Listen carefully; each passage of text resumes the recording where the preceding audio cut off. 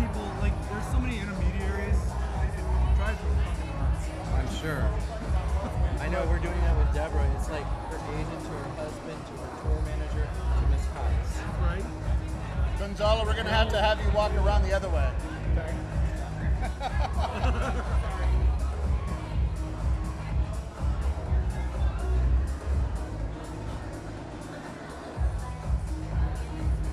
Are you logged in as me on Facebook?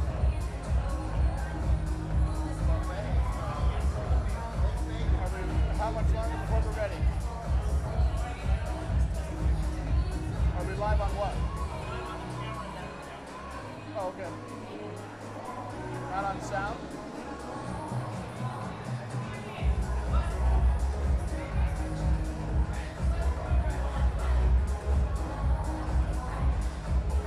Couple more minutes, then we're almost ready.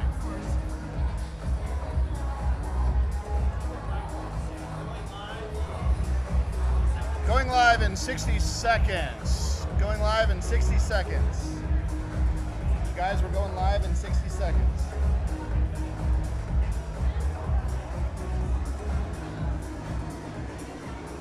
Going live in 60 seconds. Going live in 60 seconds. Give us about 5 minutes. We'll come around this way. So you're going live in 60. Going live. Okay, yeah. I'm waiting on my guy. So come. 2 drink tickets. Thank you. Oh my god, I need this. So come around up or who's going to be? Adam, when is he going on? At 5:30? No, in about 15 minutes. And then have him just come up this way.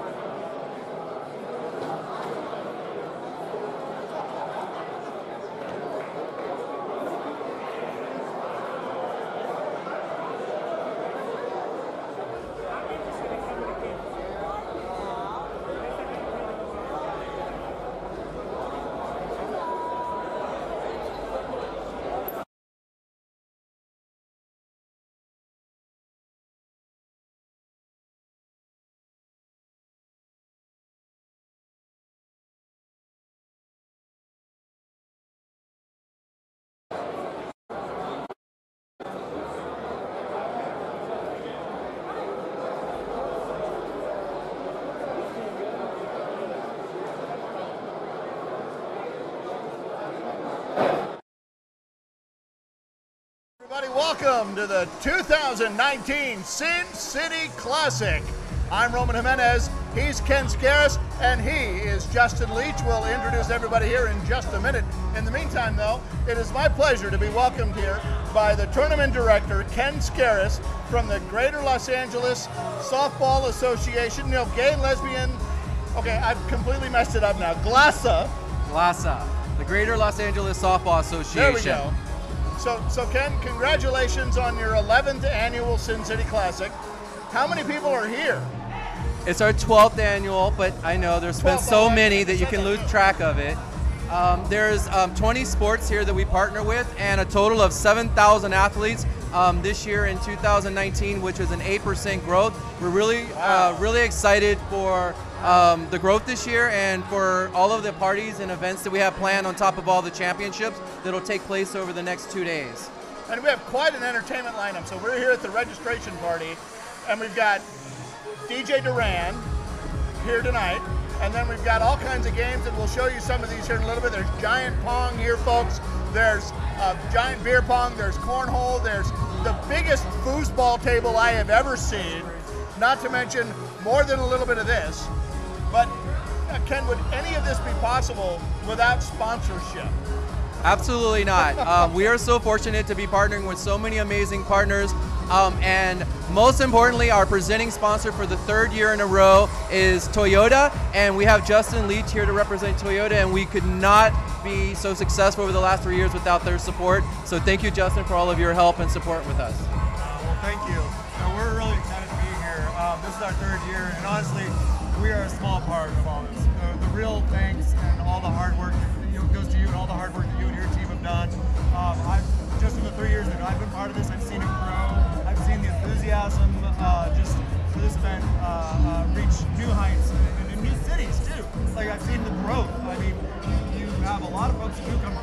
California. You're talking cities in New York, all across the U.S. now. So we're really excited to be part of this event. Thank you for having me on. Well, Justin, it's our pleasure. We're gonna talk for a couple of minutes about all the great things Toyota is doing. In the meantime, we're gonna let a very busy Ken get back to work. So thank you for joining us, Ken. We will be back again with games on Saturday and Sunday. So thank you, Ken. Thank you. We'll see all of you next year, right? Always. Right. So, Thank you. So Justin, Toyota is doing a lot of great things, especially as it relates to diversity and inclusion, and particularly within the LGBT community. Tell me about why is that a priority for Toyota? So really for us, it's based in who we are. It's in our, I know everyone says it's in their DNA, but really we are a company that was founded on one of our principles is really respect for people. And that is something that goes beyond just internally at Toyota, but really out in the community, with our vendors, with our customers, with really anyone we interact with. We really strive to be as inclusive and really strive to ensure that diversity is a key component in really everything we do. Now, you guys have an amazing campaign on social media called Love Drives. Tell me about that. So Love Drives, thank you. Love Drives started as a way for us to really express how we feel about everything we're doing in the LGBT space. So, for example, we have our friends, you'll probably see this later, but right next door to us here is Right. AIDS Life Cycle. AIDS Life Cycle is something we've been part of for years, where we provide 70 vehicles to help the logistics of that. Wow. 3,000 people went from San Francisco all the way down to Los Angeles on bikes, raising money for HIV/AIDS. They raised over $16 million. Wow. We're part of that. Pardon me while somebody walks in front of us there. And so, Never mind the tables here.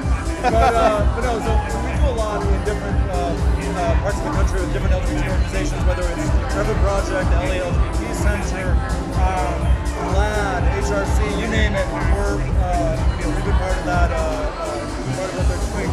The camera there. So we've been part of that for quite a few years now. I've been working with Toyota for 11 years. 9 of those years I've been working with LGBT organizations specifically, and I get to travel the country and see a lot of the folks in events like this grow. This is really cool to be a small part of that. Now, the campaign is a hashtag campaign. It's hashtag Love Drives. And so if you're on Facebook or Twitter, Instagram, right? Yeah. And in fact, you guys just did something on Instagram. Tell me about that. So actually, I think you're talking about the Snapchat campaign. Yeah, Snapchat. Sorry. So I get confused. We're all over the place. So Snapchat, really cool campaign we just launched. We did in Dallas, San Diego, San Francisco, and New York. We launched a campaign for a program called Out for Safe Schools. And Out for Safe Schools is a campaign that's run by the LA LGBT Center, actually, but it's in about 15 different major schools, school districts across the country, building safe spaces for kids and educating teachers and administrators and bus drivers and coaches on how to be an ally and what that means and how to work with kids who may be in need of support. So we did the Snapchat campaign, and we were really, really excited that it's the first one we've ever done. And blew away our expectations, Snapchat's expectations, and reached 9 million kids. Oh my gosh. 9 million Wow. kids. And so we're really, really proud of that one and all the work that the LA LGBT Center does around that. So we're really excited to be part of that. Now, one of the things that impresses me a little bit about it is part of this for Toyota is brand awareness. But you guys aren't really out there selling cars. You're really getting this message home. And believe me, Toyota does great, and that's great. But part of that success is because this feels like it's an organic thing for you. It is. Honestly, whether it's LGBT, Latino, African American, women, veteran, there are a lot of different organizations and demographics that we support across the board. So this is one of many, right? And so we're out there in the communities, just like everybody else. Toyota's a company made up of people, your friends, your neighbors, your volleyball players, so we face the same issues, the same hurdles that anybody would face as just regular everyday people. So a lot of times folks look at companies as big faceless corporations, right. But they're made up of people just like anybody else, and we see these issues out there, and we care about them as individuals and as a company. So, for example, Trevor Project, we're really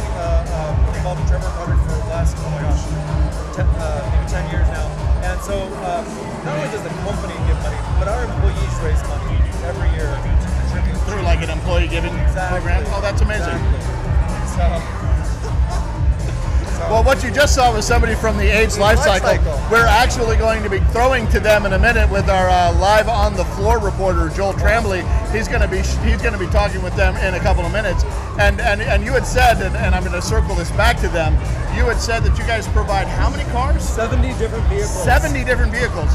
And yeah, there are other ways you can go. I promise it's okay. Well done. Way to find that out. So AIDS Life Cycle, as I mentioned, we give 70 different. We give 70 cars that they use for logistics, for staff, for transporting folks up and down the coast of California. Like I said, that's a 7-day event. That's amazing. People going up and down the coast. So the logistics behind that is amazing. We actually are with them the entire ride. The whole way. The whole way. So every day we're doing something with them. We're actually embedded into the ride itself. So we're just about a minute or so. We're gonna chat for a couple of seconds longer, but we're getting ready to throw over to Joel Tremblay, who will talk with some of the folks from the AIDS Life Cycle. But before we let you go, I wanted to just talk one more time. So we're going to be here at the games. So we're here at the registration party tonight.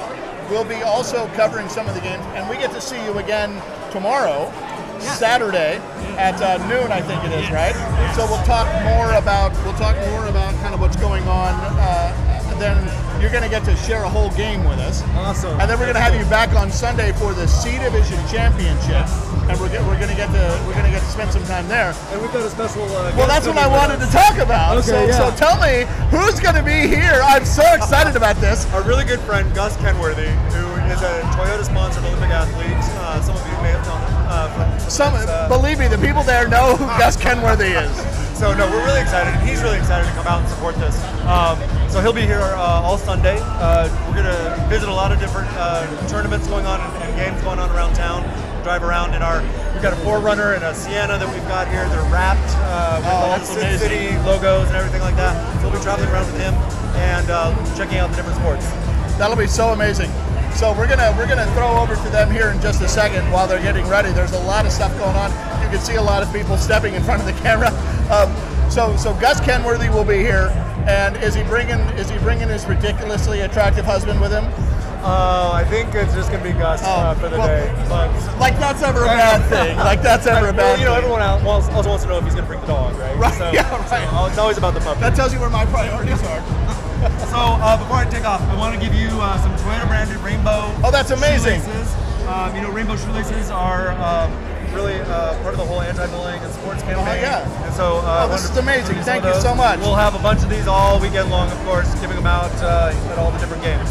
Well, thank you so much, and Justin, thank you so much for swinging by. We appreciate it. We appreciate what Toyota is doing to help us feel like we're not only just a part of, but wanted to be a part of. So thank you very much. And right now we're going to throw over to Dr. Joel Tremblay, who is here. He's our reporter on the floor. He is going to be talking to the folks from the AIDS Life Cycle. That's that big ride from San Francisco to Los Angeles. I think it's about 500 miles or some crazy thing. 545. Right, 545. So he will talk more about that. And so Joel, take it away.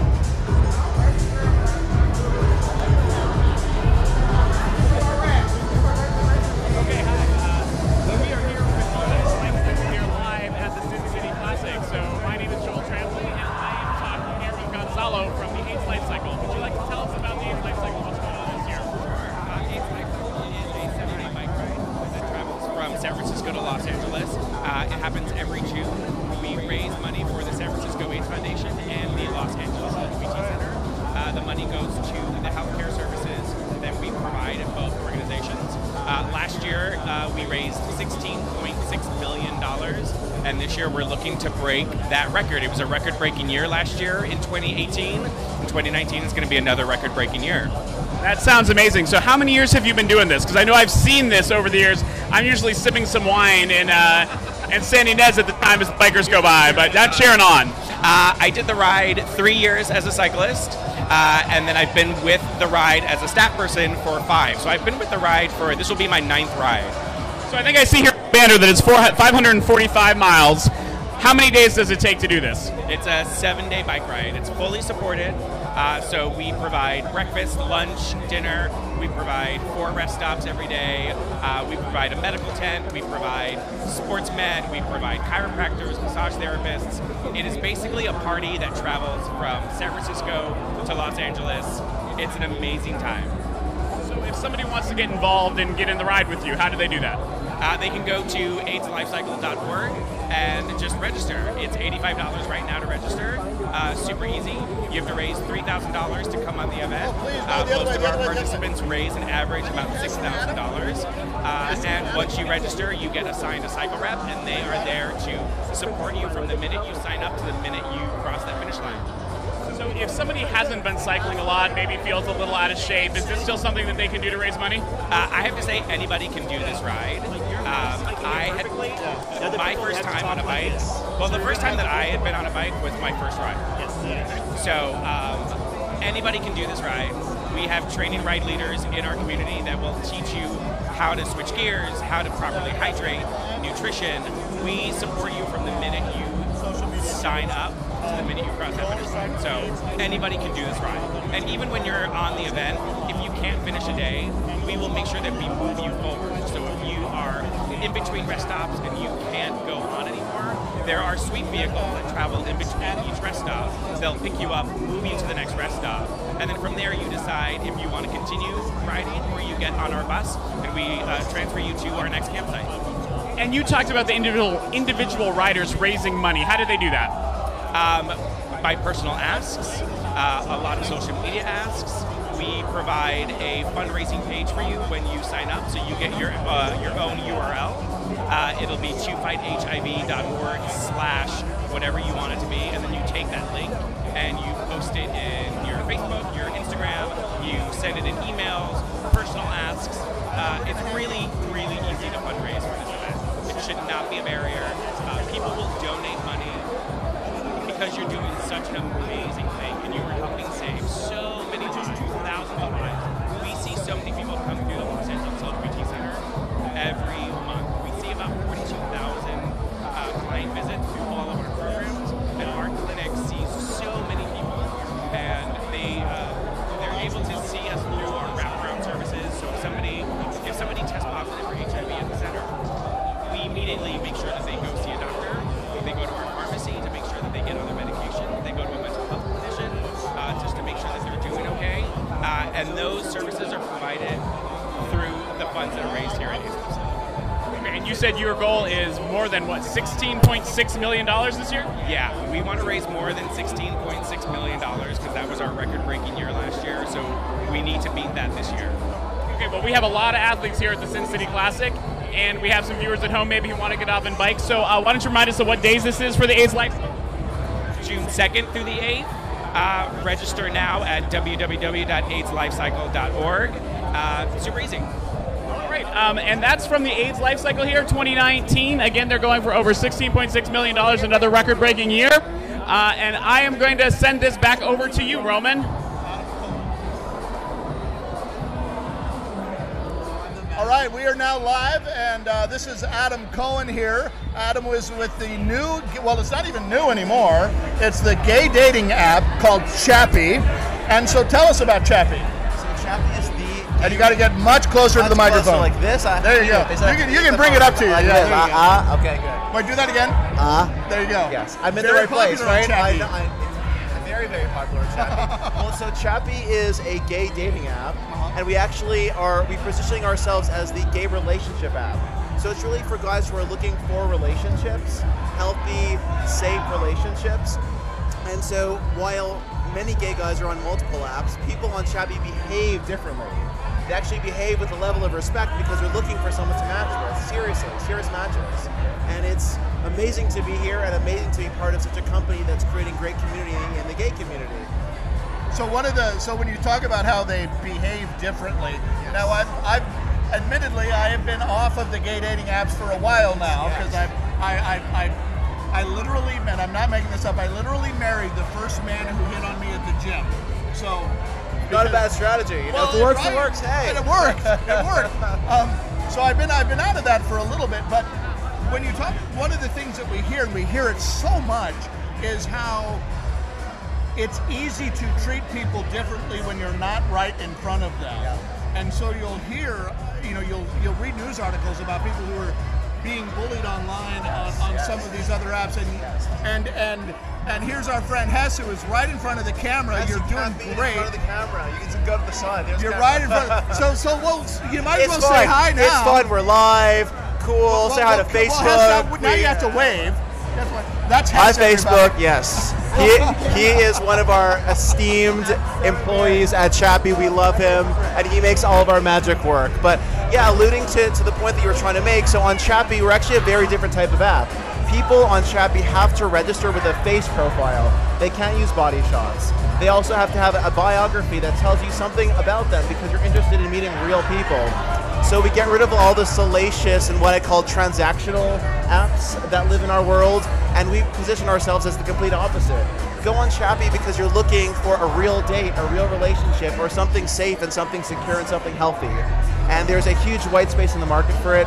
Every one of my friends, I'm married, in fact, but all of my friends love this app. It's a really fun, exciting app to use, especially here in Las Vegas at Sin City Classic. So we're so excited that there's 5,000 gay guys here who are hopefully all going to download and use our app this weekend.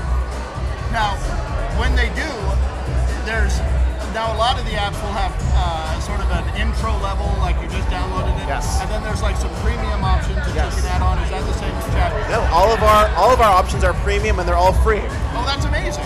So we You're actually not going to be suckered in for extra money. Absolutely so not. Then how does Chappie make its money?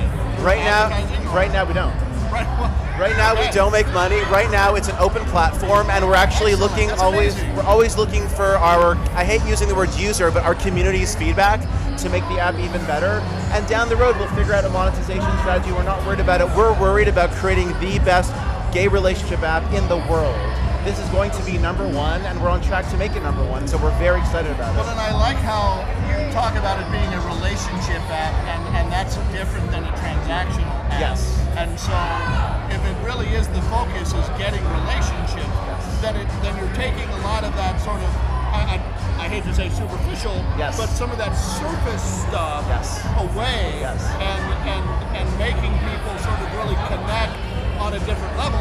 And in fact, we're going to be doing that later tonight. We are, here okay. At the registration I party. hear. So wait, what exactly are we going to be doing? So for those of you who are a little, those of you who are a little of age, like me, you'll remember a game show back in the day called The Dating Game. Yes, of course. Right. So what we're going to be doing is the Chappie Dating Game. The Chappie Dating Game, so okay. we're going to have an eligible bachelor up here, and he'll be interviewing 3 other eligible bachelors. I love it. Sight unseen. I mean, he'll get a peek at them at the very beginning, but then when he's asking them questions, he won't know which one is answering. So very much like Chappie, you're going to be going off whether or not there's a connection through the answers, and it'll be much less transactional that way. Exactly. You know what? It's all about the deeper connections. I think that so many of us have been on those other apps, and we've spent hours and hours and hours looking at photos, looking at body parts, and we're not fulfilled, and we're all left a little bit demoralized. Well, there are apps out there to bring real people together, and that's what Chappie does. So we're excited to bring it to life today in this real kind of game show, and the prize is the man, which is the best thing you could ever win, right? An amazing relationship. I love it. Now we're getting ready to throw it over to our roving reporter Joel again, who is walking around on the floor somewhere. We're going to give it back to him, but before I let you go, again, we're going to get to have you tomorrow on the fields. We've got you for a 10 a.m. game. Are you going to be okay with that? I will be okay with it. You know, I thought it was diving. I kind of wanted to see the diving competition, but it's softball. I will see softball. I will see diving. I will see billiards. You name it, I will be there with you the whole day. Well, it's very similar to a lot of the dating apps where 3 strikes and you're out. Okay, and a home run can mean a lot of different things. God, yes. And there's first base and second base. We're gonna have so much fun tomorrow. Oh my God, I'm gonna have the best day tomorrow. Are we gonna do this live tomorrow too? I'm so excited. We're also going to be joined in the booth by our roving reporter Joel, who we're getting ready to throw it to here in a second. But we'll also be joined with him, so we'll have quite a lot going on. I could not be more excited. And we get to have you at 10 a.m. Yes. And I forget. I wish I should know this, but I forget that we've got 2 big cities playing tomorrow. And do you happen to remember what they are? I do not know what they are. It's like Los Angeles and I want to say Seattle. I mean, Seattle, Is that right? maybe, Something like that? or Chicago, Something? something big. Right. So if you're not on the Chappie app, you want to download it, where can you find it? Yes, you can find it on the Apple App Store. You can find it on Android. You can also check out our website, chappieapp.com. Or you can follow us on Twitter, on Instagram. Our Instagram account is so beautiful. If you love Peach, we call our Peach Post-Millennial Peach. And our Instagram account is so amazing. It is so beautiful. It is one of the most beautiful things you've ever seen outside of our app. So check it out. All right, and where do they find you on? Is it Chappie app on Instagram? Yes, Chappie app on Instagram, and yeah, iOS, iTunes, and we're on every single social network, so check us out there as well. All right, so we're getting ready to throw to Joel. I'm going to double check here. Joel, are you ready? Are we ready for Joel? Well, we'll find out in a second, but before I let you go. This is Joel Trampley again. What else here cool I'm is what with we're doing? Sports Network. Okay, one and other we thing are that I here think that we did with that was your very apparel cool. company, I hope that is somebody- Dirt Athletics, Yes, and in just a moment we're going to have a little bit of interview time here with one of the women who I makes this mean, happen. I- She's been selling for years here I at the literally Sin City can talk Classic today. and other. Nothing on Adam Cole. Definitely Nothing at all. not. Definitely not. I will tell you one thing that we did that was super cool. We just finished a partnership with the Pretty Mess, which is Erica Jane, and wow. Chappie sponsored her entire tour on the East Coast. Oh, wow. So we actually went with her to every single city advocating for Chappie. And what was fascinating is I thought that most of her fans would be gay guys just because, I don't know, that's her persona. However, 50% of the audience were straight women. And it was so nice to be in that environment with straight women, our allies, as well as gay guys. We had the best time. So we'll talk more about that tomorrow, I'm sure. Yes. And sorry, we had to get someone else talking to us again, and we're going to have to put some tape or something up here, like a police line, do not cross. Yeah. But we're Or we will, you don't want to know what we're going to do to you. We're going to jump you. We're going to jump we you. will forbid you from joining Chappie is what we'll do. Exactly. Well, and that's another question. What happens if someone does behave badly on Chappie? Yes. We haven't gotten to that. Yes, a good question. So we actually have a whole team of moderators. So we have technology that moderates pictures. We're also moderating chats to make sure that people aren't being discriminatory. So if someone alerts you or someone says, hey, this guy said negative things, or this guy's using my picture and it's not a real picture, or they're catfishing, basically instantly they're off and they're banned from the app. So we have a zero tolerance. And we don't, it's a higher barrier to entry. You have to go through many hoops to get onto Chappie. But once you're there, you're like, you're like a Ferrari, smooth Ferrari down the PCH. And if you don't know what the PCH is, it's the most beautiful highway across California. It's right in my backyard. We love it. Now, when you say you're banned from the app and the platform, does that mean that the phone itself is banned, or can they just go in and make another account? You can try to make another profile, but we make it very challenging. We really want to have a very high quality user base because our app is going to be only as successful as the quality of people on our app. And we believe that we have an extremely high quality of users and community members on our app, and we're very proud of that. Well, thank you for hanging out with me. It's Adam Cohen from Chappie, and we'll get to visit with you again on Saturday. Joel, are you ready for us? Joel, are you ready for us? All right, we're gonna throw over to Joel. So thank you very much, Adam. It's a pleasure. And Looking forward to it. I'm going over to Joel right now. Okay, this is Joel Trampley again. I'm the producer here at the Sin City Classic, and I'm with Adrian from Dirt Athletics. Say hi, Adrian. Thank you so much. Good. It's great to see you again. I know we saw each other at the Asana World Series. Well, how many years have you been doing the Sin City? I think on and off since 2014. I know you were telling us before that there's often a new design or a new form of apparel or a new material. What's the big change or the big exciting thing for this year? Well, I believe one of the designs that we're trying to be creative with is the Japanese tiger, the Chinese tiger that people are doing designs with now. You'll see them on satin jackets and other kind of really cool apparel. So we try to do some stuff with that, with the Sin City logo. And another popular thing is the t-shirts with the hood on it. So we're doing that. And then we've got a lot of really cool sweatshirts that aren't just your typical blended one color shirt. They're called Pepper, and they have like a deep heather to it with different colored trim. A little bit of everything. And we have great hats, and another thing that we've brought is we're trying to step the level up as far as quality, and we have North Face jackets. Wow, I don't think I've seen the North Face jackets before. That sounds amazing. So how many pieces of apparel do you bring to an event like this? Oh my God. It really depends upon depending upon each year. I'm not quite sure, but we have about 500 or so different items. It could be more actually. It's just kind of hard. We work so much all the time. It's hard for me to keep up from tournament to tournament the number of quantities that we have. Is this one of the bigger tournaments that you do? Yes, it is. It's one of the largest ones that we do. The World Series, of course, for the women is another big one. But this is the one that's the largest as far as both men and women. And I know we've talked about this before. Did you drive out here, or did you fly, or what did you do? Thought about driving because we could take our trailer, but we didn't. We actually shipped everything out here, which is kind of a big deal because you have to ship everything out at least a week in advance, just in case things get lost. So we shipped everything out, and then we flew out. Okay, I see some apparel here behind us. So this is the Sin City Classic design here, or one of them? Yes, this is what I was talking about.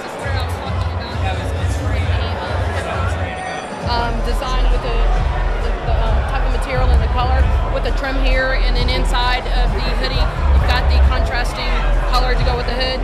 So this is another good one that we have.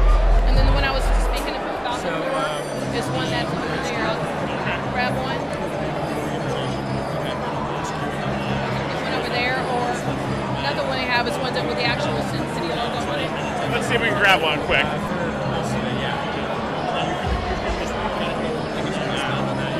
And this is the official Sin City logo on. Sin City logo. So this one here, what we tried to do is bring in a little bit and change up the logo, the little distress added to it, and then add the script writing on it with a ton-on-tone look. So we try to get this one to just add a little bit of flair to just the basic logo that we have. Another thing that we've done is right here. I think we have some bling coming in here. A little spark. Yeah, so trying to add a whole bunch of variety because we have so many different sports. We just didn't want it to look one way. We were trying to appeal to everybody. So this one is a new thing with some rhinestones and stuff. So. I do love this, but I also agree with you about the hoods because I think I have two hoods. It can get cold here in Vegas in January, and a little bit of a hood is nice sometimes. All right, and you were not just doing apparel. You're a player, or you were a player for a long time, right? And I was a player and a coach. So that's what I love so much, not only selling, but to see all the different type of sports and how much it's grown is just a wonderful thing from way back when I started. So this is wonderful. And I know you do a lot through the year, but if a tournament wanted to try to get you to do some apparel for them or come visit, how would they get a hold of you? They can either reach us on Facebook, or they can give us a call. And if you look on all the shirts, it says Dirt Athletics, and that's how they can find us on Facebook. Or they can call us at our office at 770-919-9640. All right, well, that's Adrian from Dirt Athletics. We are here on the floor at the Sin City Classic, and I am going to hand this back over to my partner, Roman. Thank you, Adrian. Thank you so much. All right, well, thank you, Joel. I am now here with Hans, and I'm not even going to try to pronounce your last name. You want to help me with that, Hans Furtado Larson? You got it, man. All right. So Hans is with. I'm just going to blankly say soccer, but what I'd like you to do is give us a little more, fill in the color a little bit more. Yeah. So soccer started in 2013. Here at the Sin City Classic. That's right. Yeah. So we're in our 7th year. We now have 29 teams this year, whereas when we first started, it was just 5, and we were on a hay field. Yeah, that's outstanding. Yeah. So now we're on 100% turf fields, and it's just an awesome facility. This is an indoor facility. Yep. It's at the Big League Dreams off of Washington, and it's a great facility. It's like a day at the ballpark. Now we're joined by one of our players, one of your players who's gonna talk to us a little bit, and give us kind of the player experience. But what I want to know more about is, so it's indoor soccer, and it's a timed game, much like we would see with soccer on TV. Yes, that's right. But it's a different time game. So tell us a little more about how long each half lasts and what happens in between the halves. So one of the really interesting things that's already happened is that we've already had the first third of our tournament. Oh, wow. Yeah, so the women's tournament took place today, and that was 5 teams. First time we've ever had a women's tournament. And you had 5 teams. Yeah. Wow, that's amazing. Very, very excited group of young ladies. They had a wonderful time. It was a great tournament. In fact, it was on Facebook Live on our Facebook page, which is Sin City Soccer Classic on Facebook. So that's Sin City Classic Soccer on Facebook. Sin City Soccer Classic. Sin City Soccer Classic, okay. So tomorrow we have 24 teams competing, 2 divisions, 12 teams in each division. They will be playing 20-minute games, which is round robin. Everybody plays everybody in their subdivision. And they will play 8-minute halves with about a minute of halftime, and then a couple minutes transition, maybe a little bit for PKs. And then on Sunday, we start this crazy double elimination bracket that runs from game A to game W. Wow. So all told, we're going to be at 93 games played. Oh my gosh. Yeah, between Friday morning and Sunday evening, we'll have played 93 games. So it is a fast sport. If you are interested in learning more about soccer, I would certainly encourage you to go to www.iglfa.org. And incidentally, this isn't just the soccer portion of the Sin City Soccer Classic, the Sin City Classic, which is now in its 7th year. It's also the first time ever that we are the Indoor World Championship for the IGLFA. So it's not just a tournament. This is your end of your championship, right? Right, and then for those who may not know, the IGLFA is the International Gay and Lesbian Football Association, which is the governing body for soccer, for gay soccer around the world. And so this is the first time we were awarded that, and I can actually announce tonight that 2020, 2021, and 2022 we will be hosting the World Championship here. We're going to be going wow. Yeah. Wow. So this is now the site of the next 3 World Championships for the IGLFA. Yeah. Wow, that's amazing. Yeah. So this year we have 5 teams from Mexico. We have 2 teams from Canada, and we have a team from London, Stonewall. And so we're certainly taking on a more international scope with our play. That's amazing. And we're hoping to attract teams from Brazil, Argentina, Australia, France, Spain, Italy. We've already put out feelers to all those teams. We really want to expand the international focus of soccer and really make it a true world championship. That's amazing. Now, you had mentioned you have 32 teams. Is that right? 29 teams. How many players is that? How many players are on the team? So for the women's, it's 5v5. So that's a maximum of 9 players. But at any one point, there would only be 5 players on the field.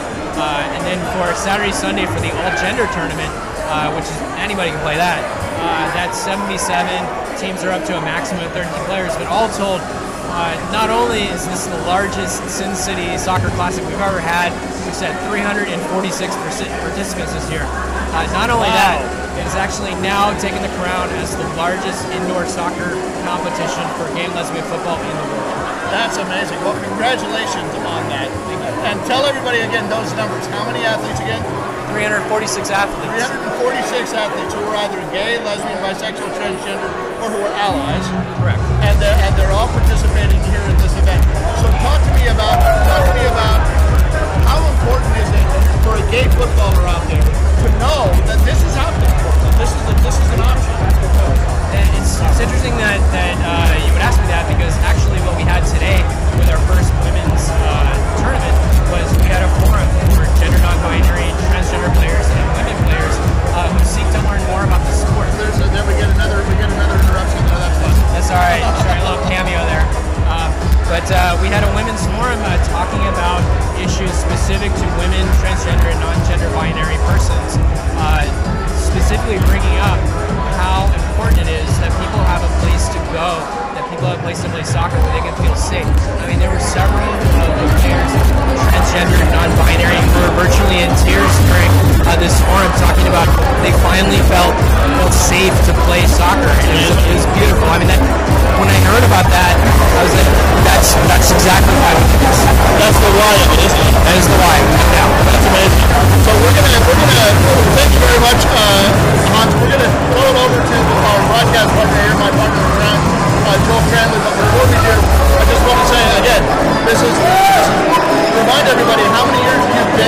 City now? This is now our 7th year. Bigger and better every year. And this is the first time that the World Championships have happened here? Correct. And it will be here for the next 3 years? Correct. That's amazing. Congratulations. It's our first women's championship, and we've already heard from the ladies they want it back. They want bigger and better than this year. All right. Well, we're going to throw it over now to the family. Hans, thank you very much. This is Hans Badalazzi from the Sin City Soccer Classic. Did I get that right? Certainly. Will be streamed tomorrow as well? Almost every game will be streamed live on Facebook Live. Give us that address again.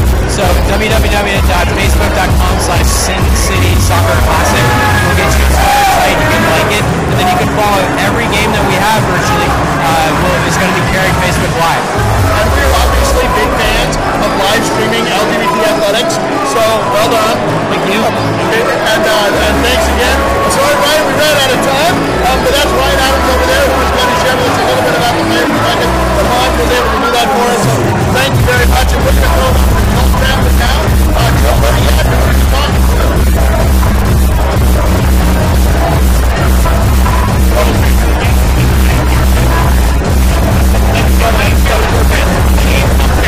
Thank you. So why don't you tell us a little bit about the AIDS Healthcare Foundation and what brings you to When you see, did you see Eric out there? He just walked up. When you throw him, tell him to come back up. Yeah. He just walked that way. I'm going that way.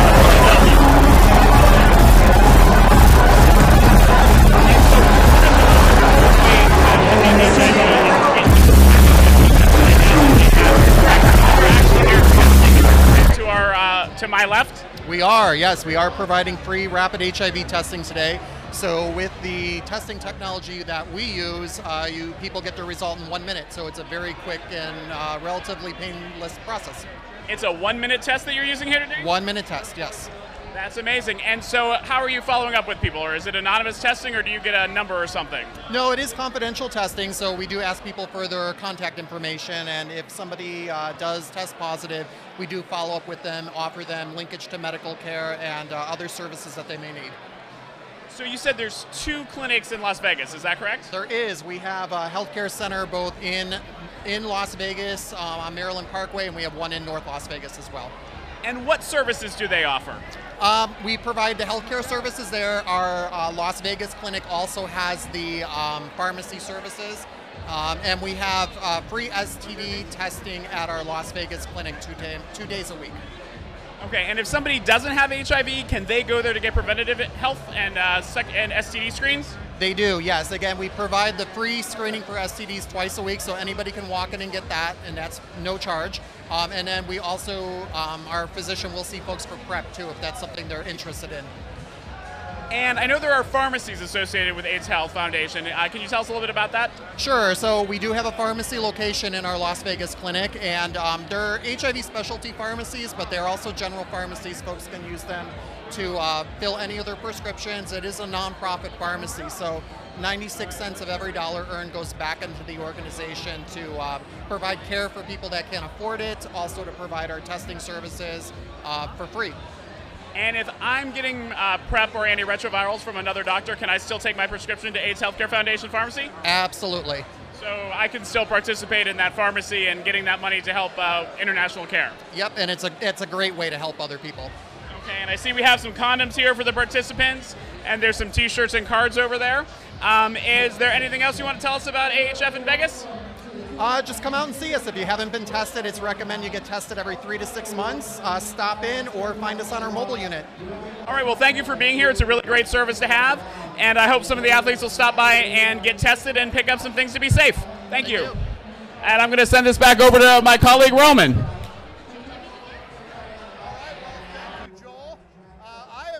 With a good friend of mine, Eric Carlisle, from Compete Magazine, the Compete Network of sports members. He's wearing a coat and right now. And you're following on camera right now. The camera right behind you is on your back. I don't. He's asking if we know where there's wristbands. You're live streaming right now, so say hi to everybody. So go ahead and follow someone. Someone will tell you. I'm sorry about that. Everyone loves a wristband. I guess everybody wants to. Yeah. So again, let's reset. Eric Carlisle. So you wear a lot of hats. So let's talk about one of them right away. Compete Magazine. Thanks a lot. I really appreciate it. Yes, we're here with Compete Magazine. It's the world's only LGBTQ plus sports magazine in the world, and we're here to celebrate sports diversity with all our good friends at the Sin City Classic. Now, if someone wants to subscribe to Compete Magazine, how do they do it? Do you just go online and click out the subscription form, or how? Yeah, you can go right online to CompeteNetwork.com and go to subscribe, and we'll hook you up with your free issue, online, digital, or we'll send you a print issue if you want to subscribe. Now, Compete is part of a broader coalition that you have really built around sports diversity. Now, yesterday, you had a Sports Diversity Leadership Council. I want to call it a forum, but it was much, much more than that. Tell us about what happened yesterday. Well, Compete Magazine is the founder of the Compete Sports Diversity Leadership Council, which is a membership organization of approximately 100 groups that have come together to really further sports diversity. So yesterday we had a conference here as part of the Sin City Classic, and we had some leaders come out and talk about things we can do to continue the sports diversity movement. And we had a great address by Alexis Levi, who is the first African-American woman to ever own a professional men's basketball team. And now, excuse me. So now tell me, when we say the word sports diversity, help the folks at home understand, how do we mean that? What do we mean by sports diversity? I think for most of us here at the Classic, the first thing we think of is LGBTQ, but it's really growing and being defined more by really anybody that wants to participate in sports. So diversity is a little bit of everything and a lot of everybody. So we're really open to straight athletes, gay athletes, lesbian athletes, male, female, any race, any religion, multicultural. One of the things that happens a lot, especially in LGBT athletic organizations, is that we tend to appreciate but overlook the contributions of our non-LGBT allies who really come and participate. So tell me a little bit about, we've got another viewer there. Hi, there's more folks. There's a picture, they can see it, but I don't think they can. There's another one. There you go. So one of the things that we often kind of do is we overlook their contribution. And so one of the things that's really great about the SDLC is that they don't celebrate it more than any other organization, but they don't not mention it as well. Absolutely. One of our newest members is the NFL, the National Football League, and they've come on really to support us in our mission. So we're really pleased with that.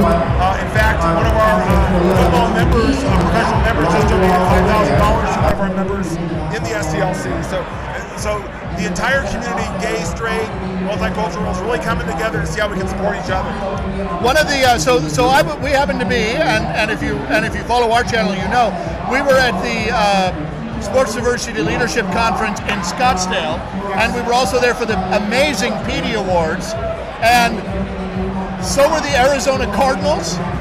The Cardinals were there, and so were the Coyotes, and so were the Diamondbacks. Tell me a little bit about how are you able to get these large organizations that nobody can seem to talk to come in and celebrate sports diversity? Yeah, that's amazing, and we had people like Angela Smith from Asana, so she's from an LGBT league, and we had people from NAGA and all the leagues. They all came together. It's really about the power of the community, the power of the sports community. And next year we're going to be doing the PD Awards here in Las Vegas as part of the Sin City Classic. Oh, wow. So it'll be on the Thursday before the Sin City Classic starts. Now that's I want to just repeat that. So one of the things that you're doing is you're bringing together through the Leadership Council, the Diversity Leadership Council, you're bringing together the NFL and NAGA and Asana and the International Gay and Lesbian Football Association, who we just had up here. You're bringing all of these groups together to really kind of celebrate being a part of as opposed to being a part from. Absolutely, and who knows better how to reach the community than groups like the NFL and the Cardinals and the Coyotes. They have the budget, they have a staff, so they'll help us model our leagues and teams after what they're doing, and it really makes a big difference for us because we get their track record to help us build our teams and leagues. Now, do you ever have any pushback from them? I mean, or do they know that they have a large gay fan base? I think they're starting to find out more. I see our friends from Yukon Player here tonight at the Sin City Classic, and they brought the message from the National Hockey League originally years and years ago, and that's where it started. So it's really less stigma and more helpfulness. We do occasionally get no thank you from somebody, but more than often than not, they're so excited to help. One of the great things we got to hear at the conference in Scottsdale earlier this year was former NFL player Ryan O'Callahan come and talk about his experience being an in the closet, now out gay athlete at that level. And I found what he had to say really illuminating, that he was afraid to talk about it, and that he kind of got into a dark place about it. Yeah, everyone has a different story, so I think, it's best just to be yourself, and hopefully that we can all come together and help each other. In a forum like this, it's, to have this live video streaming, we do our own thing on Facebook Live, but it's never as professional or as great as this is. So it's all about creating a voice. You guys don't have people walking in front of your camera. It's all about creating a voice, and together we're all doing that. Well, thank you. Now we're getting ready to throw over to Joel Tremblay here in a second. He's our wandering reporter on the field. But before I let you go, tell us again, so Compete Magazine, and who are some of the other organizations that are part of, no, wait, actually, I can't believe I almost forgot this. You guys recently named the Athlete of the Year, the Compete Magazine Athlete of the Year. Tell us who that was.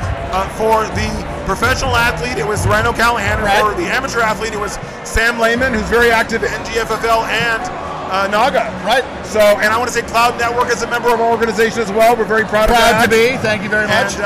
And yeah, they can just go to CompeteSportsDiversity.com or CompeteNetwork.com and check it out. But, together we have a strong voice. Well, thank you very much. We're going to throw it over to Joel Tremblay now if he's ready. I think he is. And so thank you, Eric, for joining us. We appreciate it, and thank you for all the important work that you and Compete Magazine and your team and your amazing editor, Connie, are doing. So thank you very much. Awesome. Thank you. Joel, over to you.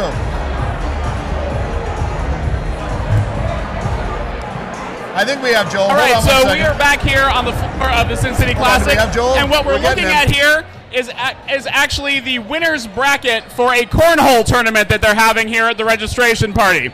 And so it looks like there were over 30 teams starting here, and we are down into its double elimination. So we're down to 3 or 4 teams here looking at the cornhole tournament. I'm sorry?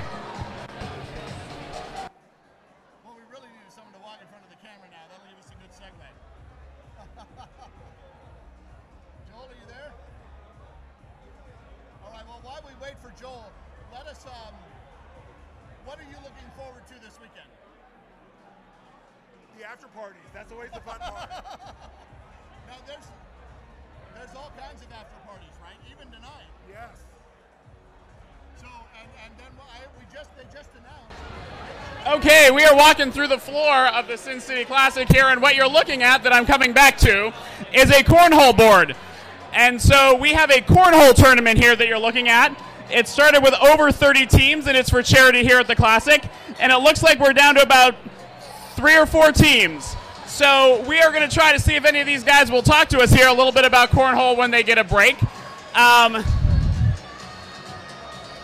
So are you guys still in the tournament here? Can you come on for a sec? Come around here.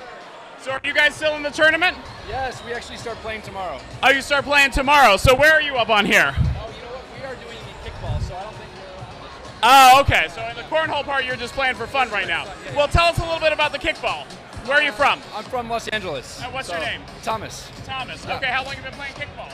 This is my first year. So your first year? 3 months, yeah. And so your first Classic, have you been here for another sport? No, this is my first one.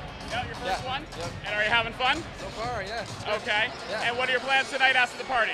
Gonna go to the Hard Rock for the other party. Okay, yes, there's another party tonight at the Hard Rock for the athletes after this party for opening, and then things will get started with most of the sports tomorrow morning. Yep. Okay, well, I'll let you get back to your cornhole, okay? All right. And so again, this is the tournament going on right now. And let's see, I don't see any of the rest of the cornhole players, so I think I am going to kick it back over to you, Roman, in just a second here. Let's see if we can get anybody else over here. I think I see some folks from San Diego.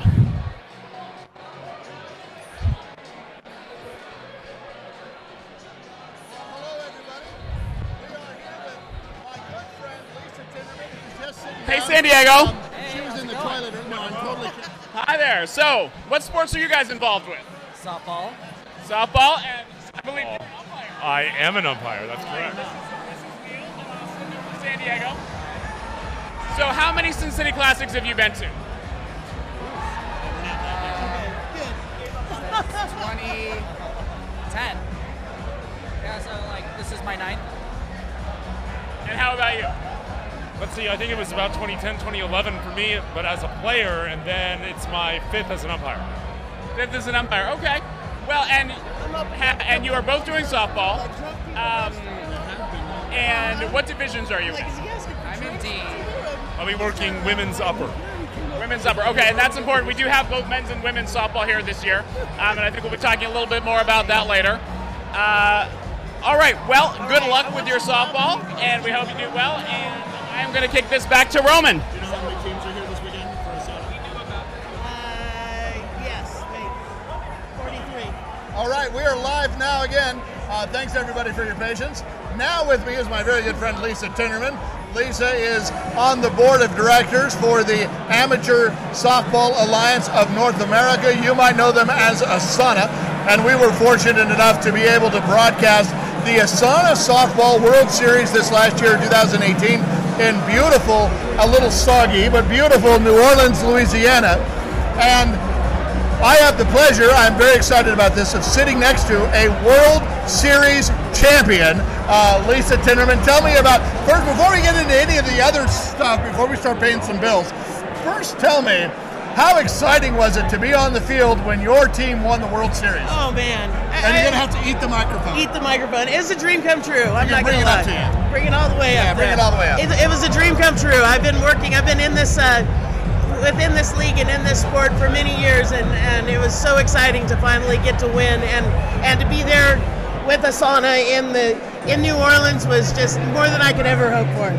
Well, now, it wasn't an easy road, because you had a North Dakota grind team that very much did not want to give up that win. No, they did not. We play them every year here, and we finally got them to come and join Asana, and we took it to the if game. We made it as exciting as we could. Now, you are a member of the Asana board. Tell me what your position is and what do you do? How do you keep that organization? What's your input with them? So I'm the assistant commissioner of the Asana board, which means that I deal a lot with contracts and setting up the World Series and the business behind the softball World Series. Now there was a recent sort of, not changing of the guard, but Asana lost a little bit of, let's call it institutional memory with the stepping down of your tournament director and the ascension of really sort of somebody who'd been kind of in the wings and is just a really wonderful person. Tell me a little bit about that. So Danny Goodlett has finally decided to retire, and finally, she says finally. We wish her well. After how many years? Like 45? Something crazy like that. Maybe 25.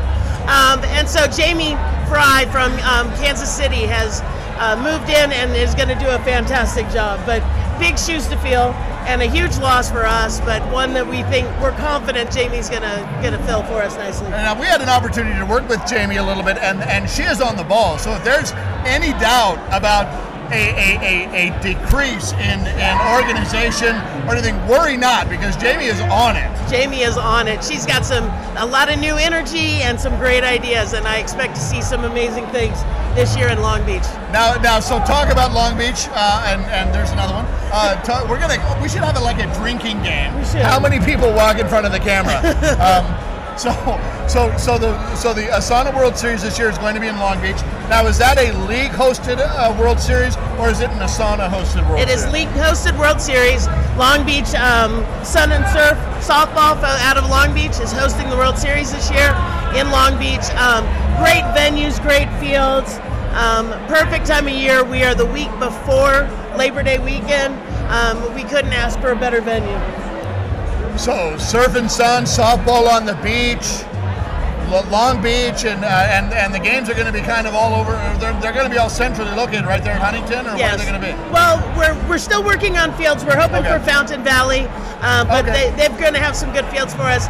And I tried to break some news here, Asana folks. I'm sorry, she's too much of a pro. She didn't let me do it. Now let's talk about the Sin City Classic, because you guys have, the women have a large group of athletes here, and there's a women's division. So tell me a little bit about that. So we have a 43-team division this year. We have a 5-team B division. I think it was 16 teams in C. Wow. And then the rest are in D. It seems like we're having a bit of a renaissance in women's softball. With a lot of the senior teams are starting to come back and play in some of the lower divisions and return to us. So we're starting to see some good numbers. Excellent. We're getting ready to throw it over to Joel here in a second. But before we do, Lisa, I don't want to let you go without asking you about how many teams were in New Orleans, and about how many teams do you think might be in Long Beach this year? We had 75 in New Orleans last year, and we're hoping to get 60, 65 in Long Beach. Wow, that's amazing. Now, do we know where the 2020 World Series is going to be yet? We do not. I'm trying, folks. I'm trying. She's just not. She's like a safe this one. Now, Lisa, you are also a longtime member of your local league. And it's one that I'm a little bit partial to. Lisa and I used to be on the board together, and then they got rid of me because they came to their senses. And then Lisa decided to kind of see what else is going on, and you're really focused on that. Now, are you going to be actually taking the field this weekend, or what? No, I'm going to be standing at first base, nailing that down, the not hot corner. So you're gonna be at first base, reminding the leadoff batter how many outs there are. Correct. Right. All right. So we're ready, Joel. If you're ready, we're ready to throw it over to you. This is again my good friend Lisa Tinnerman, the assistant commissioner from the Amateur Sports Alliance of North America. That's ASANA, and we're getting ready to throw it over to Joel now. So Joel, you are all yours, man. Who are you with? Hi, this is Joel Tremblay again. I am at the Sin City on the floor, and I'm with Mark here from the Human Rights Campaign. Welcome, Mark. Thanks. Just happy to be here. So tell us a little bit about the Human Rights Campaign and what you're doing here at the Sin City Classic. Well, the Human Rights Campaign is the nation's largest LGBTQ rights organization. We're so happy to be here at Sin City. We have a sports equality program that's working to make athletic spaces more inclusive for athletes, and we're doing some research, and we're just really here excited with all these athletes who are, enjoy sports and want to make these spaces safer and better for all of us. Great.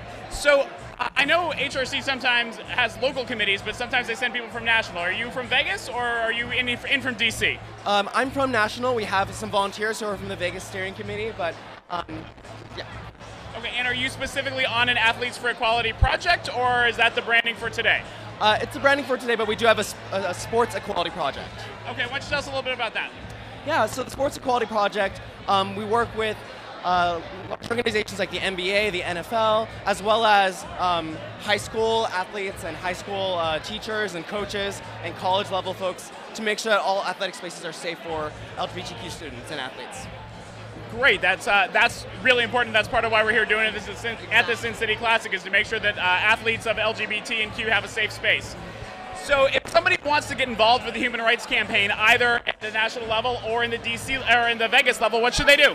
Well, they can go to our website, hrc.org. There's tons of information about this specific project, as well as how they can volunteer where they are across the country. Okay, that's great. And I see we have some of the logos here, and this is the famous sticker, the equality sign here, the equal sign. You can come by and pick them up here, or grab one of your athlete friends if you're watching from home and make them bring you some stickers, or some of the other things. It looks like we have some t-shirts and things. Are those for sale? They are, and all the proceeds go directly to HRC and all of our efforts. All right, and we have some tote bags. Anything else you want to tell the folks at home or the athletes who are going to watch later? So, like I mentioned, we are launching this big national survey of LGBTQ athlete experiences. We're hoping to use it so that we can work with organizations like the NFL or high school level organizations to show the need for making better inclusive spaces. So if you want to participate in the study, you can actually go to the link, which is tinyurl.com/HRC Sports. All right, well, thank you, Mark. Thank you. I'm going to plan to kick this back over to my colleague, Roman. And we are going to go over there. Thank you again, and give some support to HRC. Check out those links and check out some of these stickers. All right, well, thank you, Joel, very much. With me now is my good friend, Neil Kovrig, one of the great umpires that you'll find here. And I don't know if we have any of your games or not over the weekend, but Neil Kovrig has been an umpire. It used to be ASA. It's now USA here at Sin City Classic. So tell me, you have umpired local tournaments here at Sin City, of course, and you've umpired how many World Series? This past year in Tampa was my second World Series. Second World Series. So tell me a little bit about the life of an umpire. When we see these guys all the time, but we don't often think about them other than arguing with Bam Bam Strike Zone. And I totally just said that, Bam Bam. Totally did, yeah. So tell me about, how is it that they get you guys to come here and why in the world do you do it? You know, for so many of us, we come here to experience the same thing that the athletes do. We come here for the camaraderie. I mean, there's something like being a part of the Blue family until you become an umpire and you experience the tournament for yourself. There's something about seeing your friends from across the country. It's all the same things that the athletes experience, for sure. It's a very different world, though. So, whereas players, they know they're going to have a couple games in the morning, and then they might play through the day. They might go out early on Saturday and have to play super early on Sunday morning. But the fact of the matter is, that's not your schedule. No, I mean, we start usually. Every umpire will start either at the very first game, 7 a.m., or the second game of the day, 8:50 a.m. And we'll work throughout the day. And by the end of the day, you come back to the hotel and you are dragging, but you get yourself right back up again the next morning. I mean, there was one Sin City shootout a couple years ago where I was at a field at 7 a.m. It was so cold, I had to chip ice off of the bags and kind of institute a bit of a ground rule to make sure nobody broke an ankle on the field, which would have been very, very bad. But you do it because you love it, and that's I think every umpire and every official that's out here for any of the games, any of the events that we have, does it for that very reason. We love the game, we love our players, we love being around our friends and family. Now, like a lot of umpires, you played. I did. And you played for with varying degrees of success. You played for a team that went to the World Series twice. I did. I went to the World Series with that team, yes. Right, yeah. Now, did you go both years or just the 1 year? Just the second year when it was in Columbus in 2010. And remind me, how did that team do? Oh, I believe we came in 5th. Right. Oh, that's not bad. No, that wasn't bad at all. Having had a 6-game run on Elimination Sunday or Saturday, which was Friday rather, whatever day it was. Right, yeah, because that team started at like 8 a.m. and kept playing until like 7 or something. After I wrenched my shoulder in the first game, which I remember vividly. But now, so tell me, one of the you have a lot of friends here, and a lot of the umpires have a lot of friends here, and is it difficult for you when you have to call somebody out looking, or you have to call somebody out on a close play, or does a little part of your evil little heart delight in being able to call somebody out like me? I'm going to say this, and it'll probably get me in trouble with some of my friends in blue, but there is this part of my evil little heart that does enjoy it ever so slightly. I mean, I have a good friend of yours and mine, Sean LeClaire, who I delight in reminding him of the time that I rang him up on a called third strike, which, every umpire loves that call, or whatever it is. But yeah, there is a little part of it. But the fact of the matter is, I think everybody who goes into officiating has such deep respect for the game that it goes away. Exactly. Yeah. I mean, I have called countless games where friends or roommates have been playing, and that all melts away because I'm in it for the game. I'm there to provide a service and to be as fair and impartial as I possibly can be. And I think that's everything that any official hopes to do. Have you ever thrown anybody out? Ejected them? Oh, I've ejected many a person. Now, okay, let me dial that back. I haven't ejected a lot of people. I've ejected players, I mean, there are some where it's a compulsory ejection. Like, for example, if you jettison a bat into the fence, that's a safety issue. There could be somebody back there you don't know. I mean, that's just, there's no choice in that matter. I prefer to give people the opportunity, because having been a player, however good a player I might have been, I understand that when you're in the heat of a game, there's emotions. Emotions are running high, tensions are running high. You're in it to win it. No player goes out there on the field to just go, oh, whatever, I'm not gonna play my best. Nobody goes out there and does that. You're in it for the win. And so I totally understand when things happen that cause emotions to go high, and an F-bomb might be dropped here or there, or somebody might say something a little untoward. You're on the internet, baby, you can say it. There might be a fuck this or that. But the fact of the matter is, I'm willing to let that go because I know what it's like. We've been there. Just about every official that I work with has been there. We've all seen it. We've all done it. It's much easier to just give them that, hey, let's be sportsmanlike. So long as it's not directed at somebody or with the intention of causing some sort of discord, let it go. It's much easier, and it makes for a better game. We're getting ready to throw it over to our floor reporter here, Joel Tremblay, now. But before we do, I want to commend the referees and the umpires who are here, regardless of the sport, because one of the challenges that we'll see, whether it's on the NFL or particularly Major League Baseball, is the umpires kind of inject themselves into the game, and they'll follow a home plate umpire will follow a player back to the dugout, and the player said what he had to say, and then he kind of is done. So I commend you, and I commend, who is the umpire in charge of this tournament this year?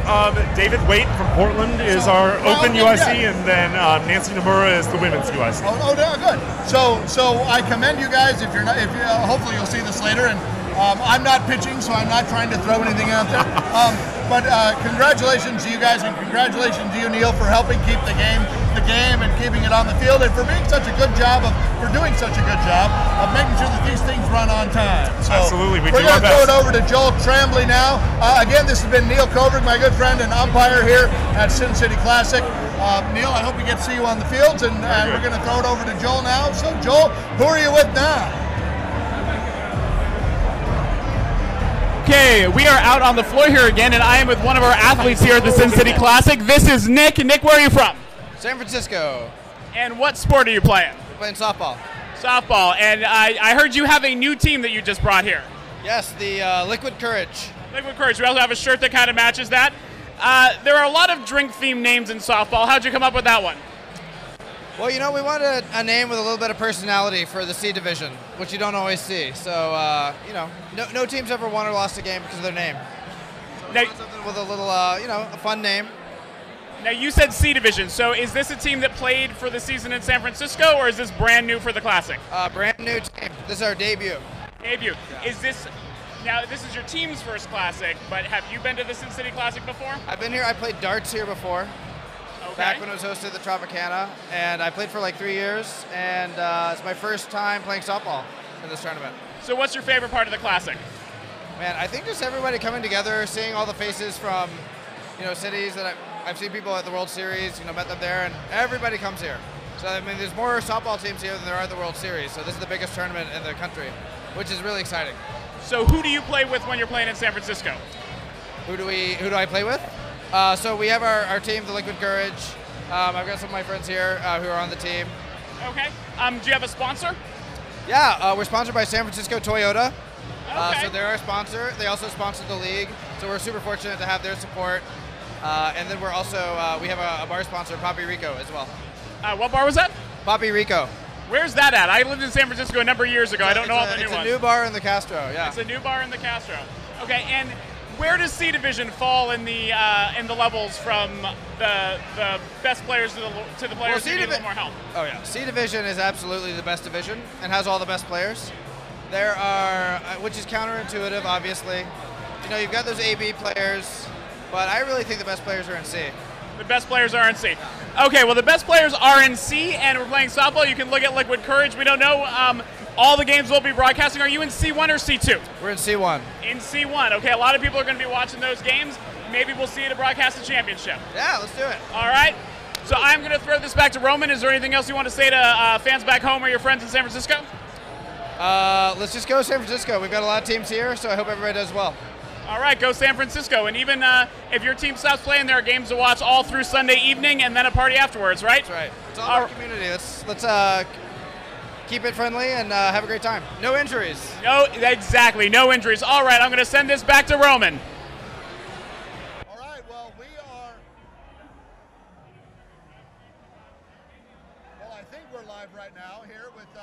City Classic here in Las Vegas, and with me now is a World Series champion, is that right?